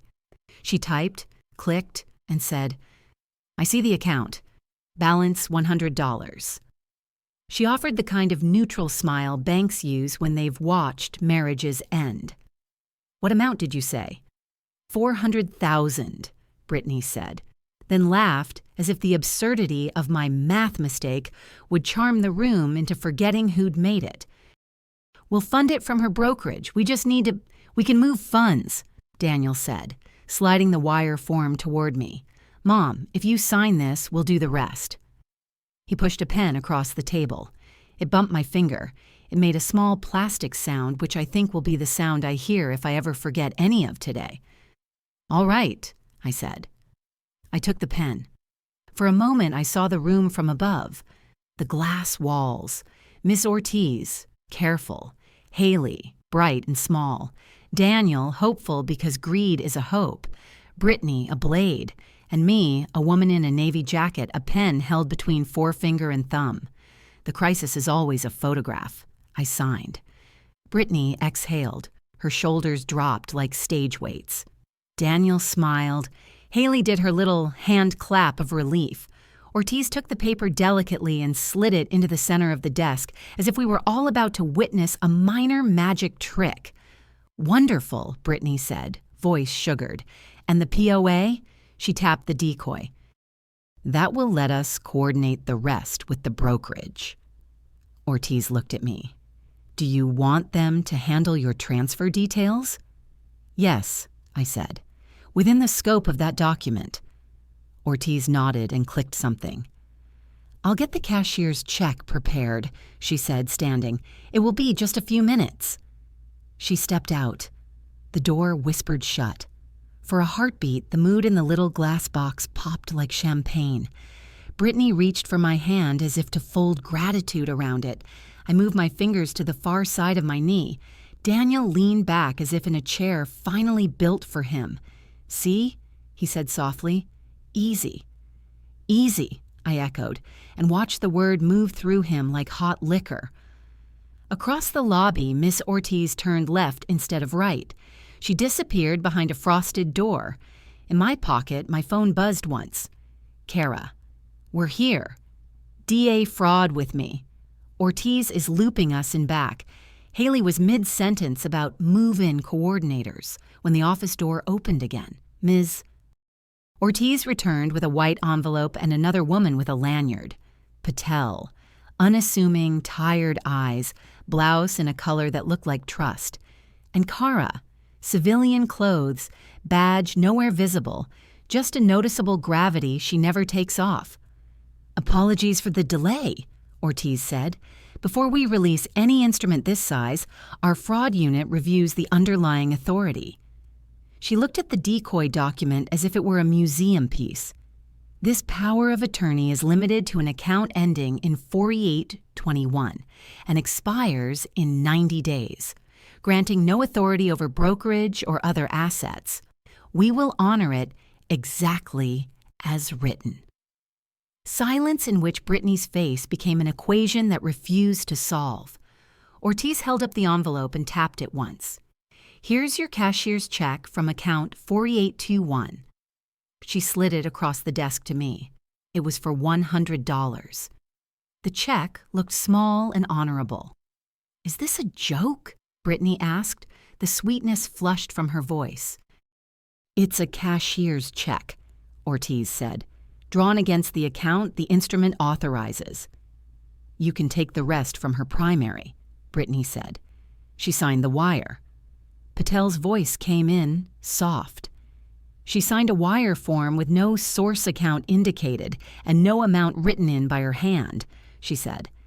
Any attempt to use it to move funds from a restricted or unrelated account would constitute an unauthorized transfer. Your login attempts over the weekend from your boutique iPad and your phone to an account not in your name resulted in internal flags. We have those logs. Britney laughed, a high, wild sound. We were trying to help her. Kara took a small step forward. The room's air changed temperature. "You ordered aconite," she said, conversational as if identifying a perfume. "You mixed it into champagne at Elaine's home. We have the lab results on the bottle from her kitchen. We collected a matching vial at your boutique this morning. We have search terms from your devices. We have bank attempts on an account you photographed from her desk and another you accessed trying to reset passwords for a custodian portal that doesn't exist. And we have the phrase, 'use the chipped one' in a sworn statement from your mother." Britney went still in the way prey does before it bolts. "You can't prove intent," she said, but it sounded exhausted at the edges, like a defense that had burned too hot and gone cold. "We like to let people prove their own intent," Patel said gently. "For instance, by walking into a bank with a limited power of attorney and trying to use it to move funds it doesn't touch." Daniel flinched. "I didn't," he began, but the sentence fell apart, shy of a verb brave enough to help it stand. Kara's eyes moved to him, and for a moment I saw the mother in her. The cop who'd raised 100 boys in interview rooms by telling them the one true thing they were too tired not to say. "Daniel," she said, "would you like to come down to the station and talk? I'd prefer not to do this here." He swallowed. For the first time, he looked at me, and what crossed his face wasn't pleading. It was apology interrupted by recognition of the door we were each choosing. "I'll come," he said softly. Britney snapped toward him, eyes bright with something feral. "Don't you dare!" Kara's tone didn't change as she said, "Britney Carter, you are under arrest for attempted murder, attempted grand larceny, identity theft, and unlawful access to a financial account." She turned her gently, the way you turn a child to face a teacher and read the Miranda as if it were a liturgy she respected. Ortiz's door stayed open. Bank sound, printers, soft cash drawers, a teller laughing at something small, went on as if this were just another errand, which I suppose it was. Britney tried for my eyes as Kara cuffed her. "You did this," she hissed.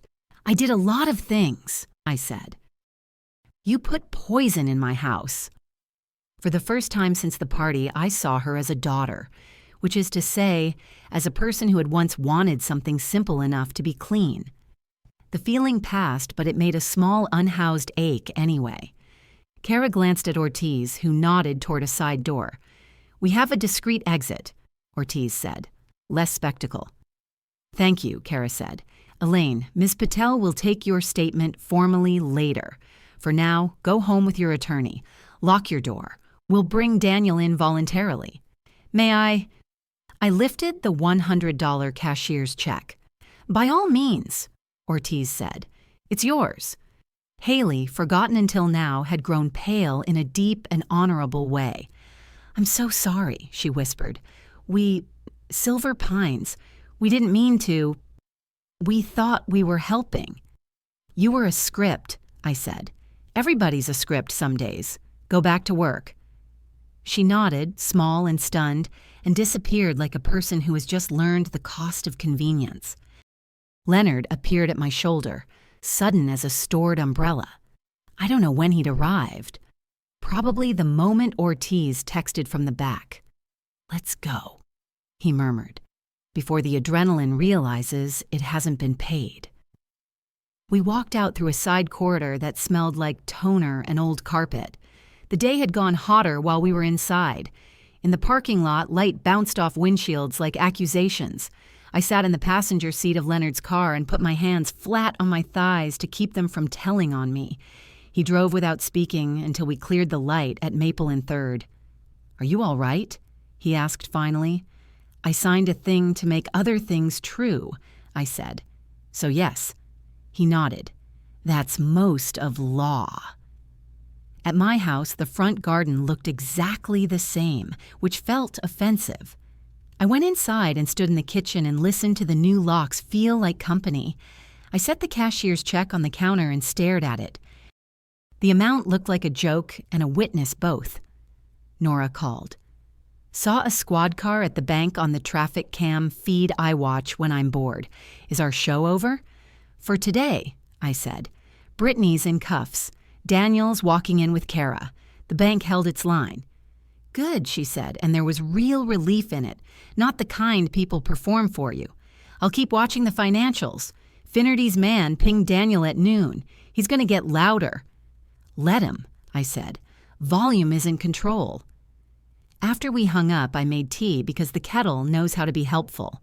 I poured it into a cup I'd bought in a museum gift shop and watched the steam be a kind of sermon. The house exhaled slowly like a dog realizing no one's going to make it go outside in the rain.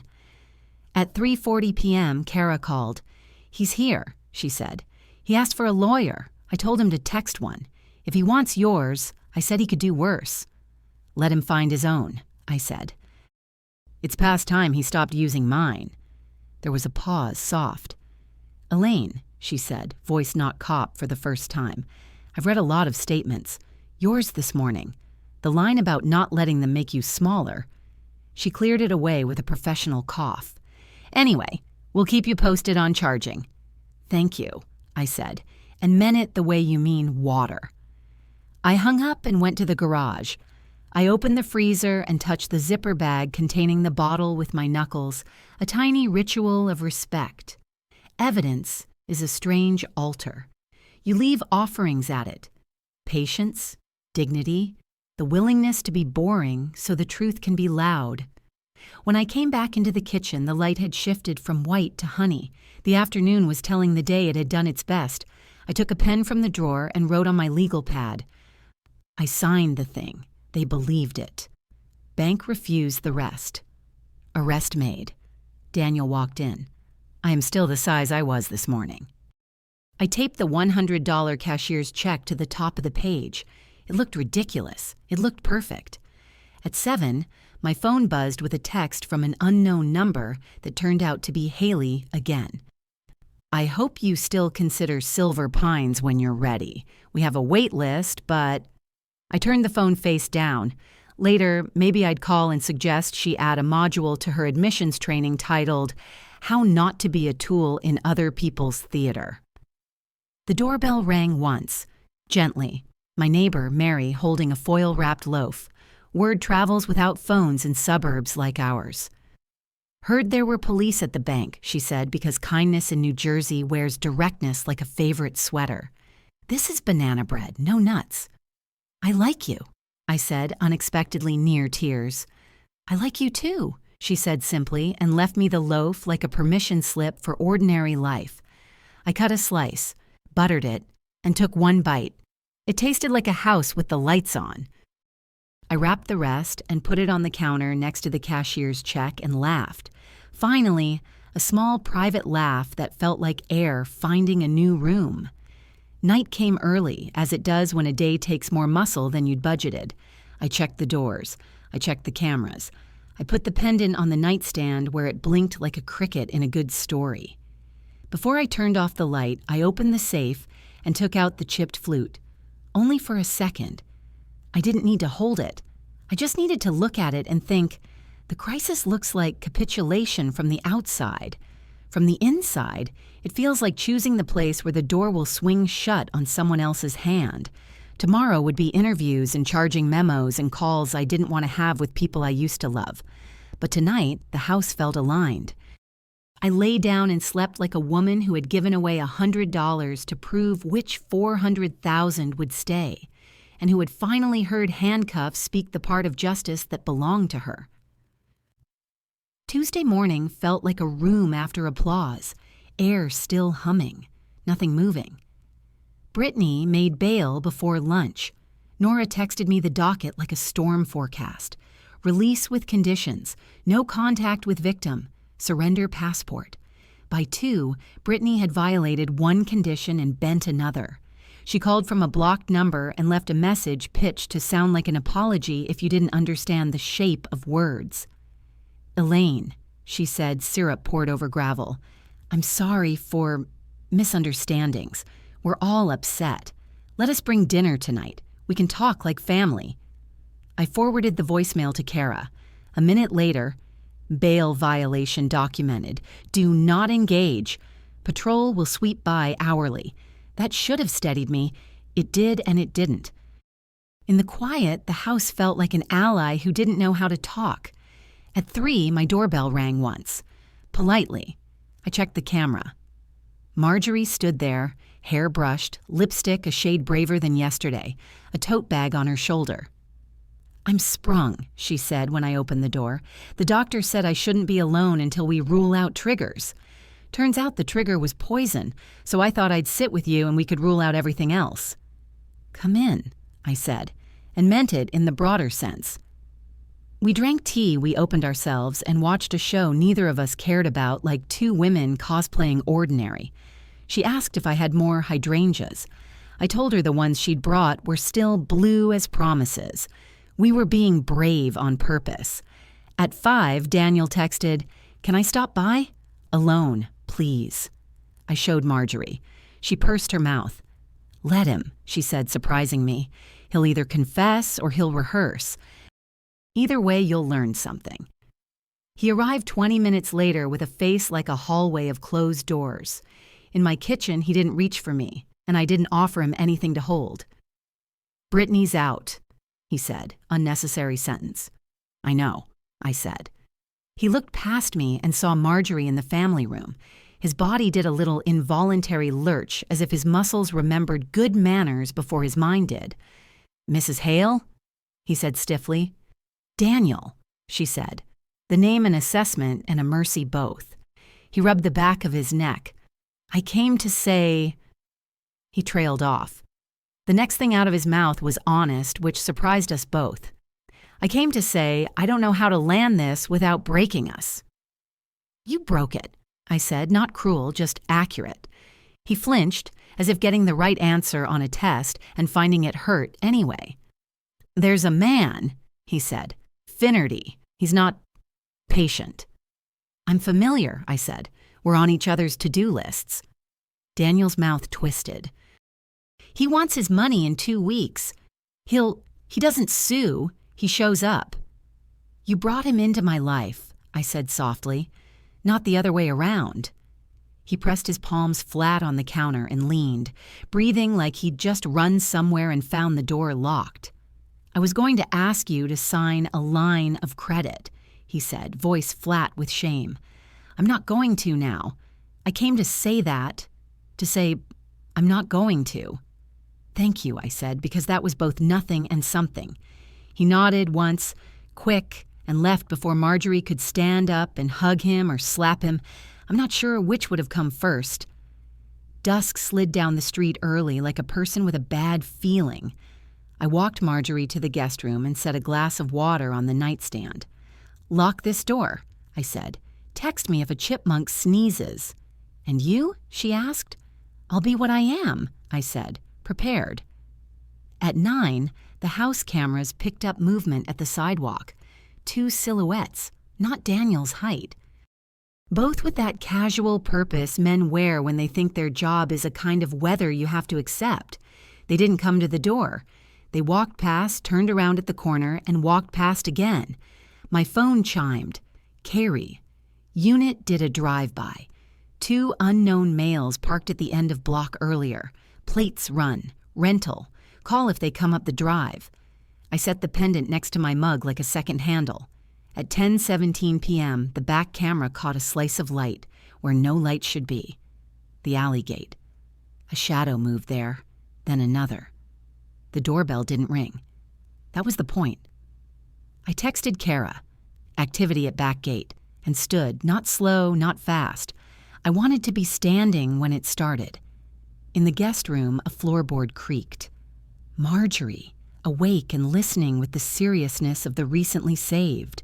There came a knock, not at the front, at the side door that opens from the mudroom, the one my family uses because it feels like belonging. "Elaine!" A woman's voice. "Dr. Sims." "It's me." "There's been a report to APS about confusion. We need to do a quick screen just to keep you safe." They always say safe like a sweetheart word. "I have an assessment," I called, loud enough for the camera mic. "Stamped."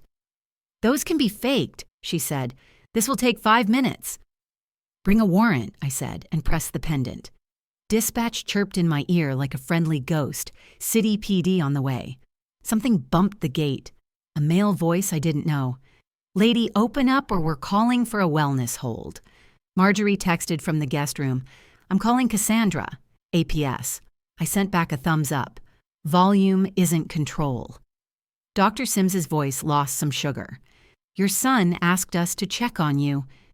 The not quite lie was the point. I could hear the stitch where it came apart. "I'm not opening the door," I said, and steadied my breath so the microphone would hear the steadiness.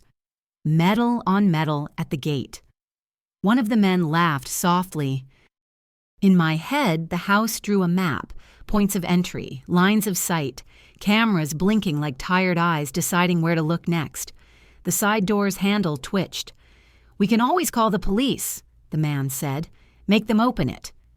"Please do," I said, and the siren answered for me from 2 blocks away, then 1, then very close. The porch light flared white as the cruiser's spots hit the siding. A bark of authority. "Police!" And shoes on gravel. 2 uniforms rounded the corner with speed that meant their footings knew this yard.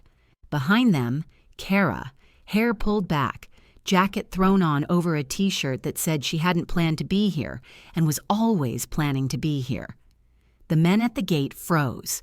One held his hands up like the gesture might work if he performed it early enough. The other let his go half up, like surrender, but not really. "Evening," Kara said mildly, which in her mouth sounded like a warning. "What's the errand?" "Welfare check," the taller man said, professional liar tone. "Ordered by who?" she asked. "Doctor here," he said, jerking his chin toward Sims. "Family's concerned." "Family can be arrested," Kara said, and that was new. The men went stiller. "Dr. Sims, you're on release pending investigation for your role Friday." Her eyes flicked to the uniform to her right. "Officer, if she's within the curtilage without consent, that's trespass." Sims did a little shuffle backward that would have been funny in daylight. I was called by the facility. She forced brightness into the shape of the lie. "Silver Pines." "Facilities don't issue warrants," Kara said. "Step off the property." The taller man tried one last thing. "We can do this the nice way," he said. "We are," Kara said, and it was honestly true. "Turn around, hands behind your back." She said it like a bedtime story. He hesitated half a beat too long. The uniform had his wrists before his brain finished the sentence. The shorter man complied quickly, which is a kind of wisdom. Dr. Sims clutched her tote like a shield. "Names," Kara said, and the men gave them. One was exactly the name I expected, not Finnerty. Finnerty never shows, but a co-worker of Finnerty's weather. Attempted unlawful entry, the uniform listed. Trespass, possible witness intimidation. "And violation of bail conditions in your case, doctor," Kara added without raising her voice. "You're done here. Walk." She looked at the camera above the door and then straight at me through the lens. "You okay?" "Yes." I said out loud to an empty mudroom, then texted, "Fine. Marjorie's here. APS on their way too." Cassandra called as the cruisers rolled. "I heard the scanner," she said. "I'm 5 out. Do you want me?" "Yes," I said. "Bring a pen with a good click." 5 minutes later, my kitchen held an odd congregation. Me, hair pulled back with a rubber band I found on a doorknob. Marjorie, robe-tied like she was cinching a sail. Cassandra from APS with a tote and a calm that could anchor a room. And Kara, writing a quick synopsis in a notebook with clean, quiet lines. My cameras caught all of it. Good. Let the house be a witness that doesn't argue. "Here's where we are," Kara said. "Britney violated bail. Dr. Sims will likely get hers revoked as well. The 2 men will be booked. They'll lean, 'We were hired for transport.' We'll see who they name. I'm betting it rhymes with sinner tie." Marjorie made a small sound that might have been a laugh if it had permission. Cassandra patted her hand. "I can file a protective notation," Cassandra said. "Any future reports concerning your confusion route through me first. I'll add that an ex parte guardianship petition, if attempted, should be flagged to the judge who saw today's arrest affidavit. Paper has memory when you write on the right kind." "Thank you," I said. "Write on everything." Kara tapped her pen. "There's one more thing," she said. "Daniel's voluntary got weird. He started noble lying and then stopped. He asked for 5 minutes off record, not allowed. I told him to put it on paper. He wrote a statement." She looked at me carefully. "He names Britney as the actor. He names himself as witness and as someone who said things on a call he now knows were the wrong kind. He names Finnerty's man as the person who suggested transport tonight." "Did he sign it?" I asked. She nodded. With the line, "I never wanted my mother dead." I stood there and let the sentence stand next to me like a person. I didn't invite it to sit. "DA can charge conspiracy if they want," Kara continued, "businesslike to give me something besides feeling to drive. Or they can take cooperation and build. That's their chessboard. My job is your house and your body." "And my name," I said. "And your name," she agreed. They left close to midnight. I walked Marjorie to her room again and waited for the click of the lock. Back in the kitchen, the pendant blinked calmly on the table. Brave little cricket. The list I hadn't written tonight existed anyway. Sims violated release, arrested. 2 men in custody. Finnerty's, weather named, Daniel wrote. I did not open the door. Sleep came in sections, like reading chapters out of order and trusting the spine would hold.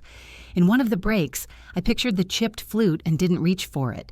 The ritual need had gone slack. Good. Wednesday was paperwork and phone calls, the ugly grout of justice. Kara sent a text mid-afternoon. DA filing formal charges. Attempted murder, conspiracy, TBD, attempted larceny, ID theft, unlawful access, witness tampering, bail revocation for Sims. She added, almost as an afterthought, Finnerty got the message. His guy is talking. At 4, Leonard called. Preliminary hearing for Britney set Friday. They'll posture. We'll show up dignified with facts. Will I have to see her? I asked. Yes, he said. You don't have to speak. I might, I said, surprising us both. Friday arrived with the idiot brightness of a fall morning trying to be charming. The courthouse hallway smelled like pine cleaner and wet umbrellas. Leonard walked beside me in a suit that had seen better judges. Nora texted from the back, I'm in the gallery. If you faint, I'll film you tastefully. Britney sat at the defense table in a blouse designed to convince people she made pies. Her lawyer wore a tie loud enough to draw fire. Daniel sat 2 rows back, alone, hands knotted so tight his knuckles were their own country. Kara stood with D.A. Fraud, a woman with Patel's velvet scalpel voice whose name I now learned was Annika, and a stack of tidy exhibits, lab results, photos, device logs, bank alerts, Marjorie's vial photo, the pastry box screenshot, The boutique search warrant returns, last night's arrest report. The judge was the same one Kara had hoped for. Cassandra's notation had done its work. He wore his disapproval like a collar. The defense went first, as if leaping might create ground. Misunderstandings, some family, elder anxiety, exaggerations. Homeopathic tincture. He said monkshood like it was a band. Annika stood without flourish. "The state is not guessing," she said. "The state is reading."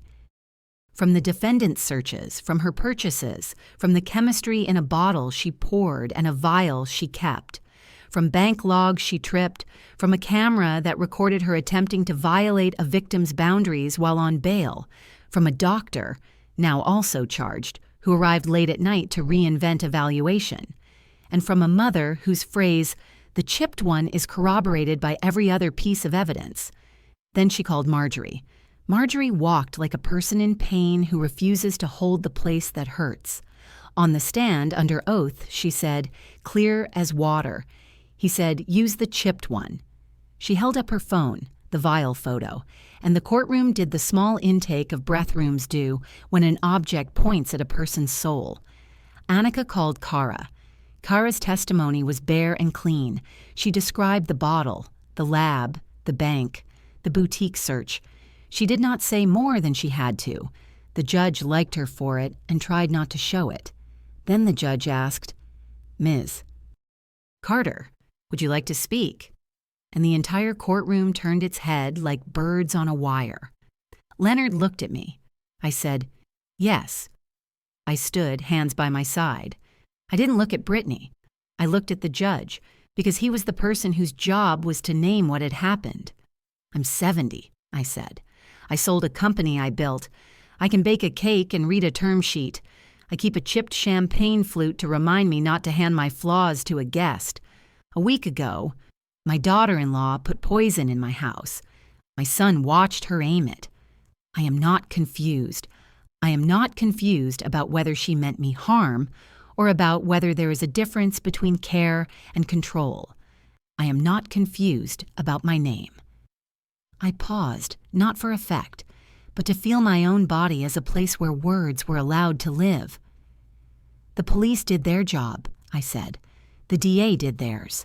I did mine. I stayed alive and I refused to be smaller so someone else could be bigger. Today, I'm asking you to keep the size of me safe while the law finishes its work." There was no sound in the room except an old woman's throat a few rows back clearing itself like a benediction. The judge didn't smile. Judges don't. He did nod, the smallest honest thing any of us had earned. He denied any motion that resembled freedom. He remanded Britney into custody. He set a protective order with teeth. He admonished Dr. Sims by name, though she wasn't on the docket. Word travels sideways in courthouses like this. He looked at Daniel when he said, "Family is not a defense against law." And Daniel flinched because flinching was the only thing left his body knew how to do. We stepped into the hallway and the buzz of the building's lungs. Nora squeezed my shoulder and said, "You didn't faint. Tasteful filming unnecessary." Leonard squeezed my elbow. Kara said, "That'll read," which I think is cop for "you did right." When I got home, the garden was still the garden, and the house was still the house, and the kettle still boiled when I asked it to. I pulled a fresh page on my legal pad and wrote the last plan this part of the story needed. Cancel Silver Pines hold, send Haley a note with one sentence. I prefer my own house. Send Cassandra a thank you and a gift card not so large it's weird. Handwrite the note. Ask Leonard to begin the quiet work. Restraining orders finalized. Trust paperwork filed with the same dignity as before. Call a locksmith for Marjorie. Buy her a new alarm with a green light. I took the $100 cashier's check off the page where I'd taped it and slid it into a drawer with the pastry box tissue and other relics of theater. Then I poured a glass. From a bottle I opened myself and walked out onto the back deck. The night smelled like wet wood and a calendar about to turn. Somewhere in town, a siren went past and didn't stop here. Somewhere a child asked for water and got it. I said out loud because some things need air to grow. They thought I would sign away being me. Then I raised the glass to the quiet and added, I didn't. The trap had snapped. Not with a bang. With paperwork and recordings, and a woman who refused to open the wrong door even when voices she used to love stood on the other side of it and called her by her name. If this story resonated with you, leave a like and consider subscribing. You can also drop any comment below, even just one word. Maybe tell me where you're watching from, or what time it is right now. Sometimes one word is enough to say you were here.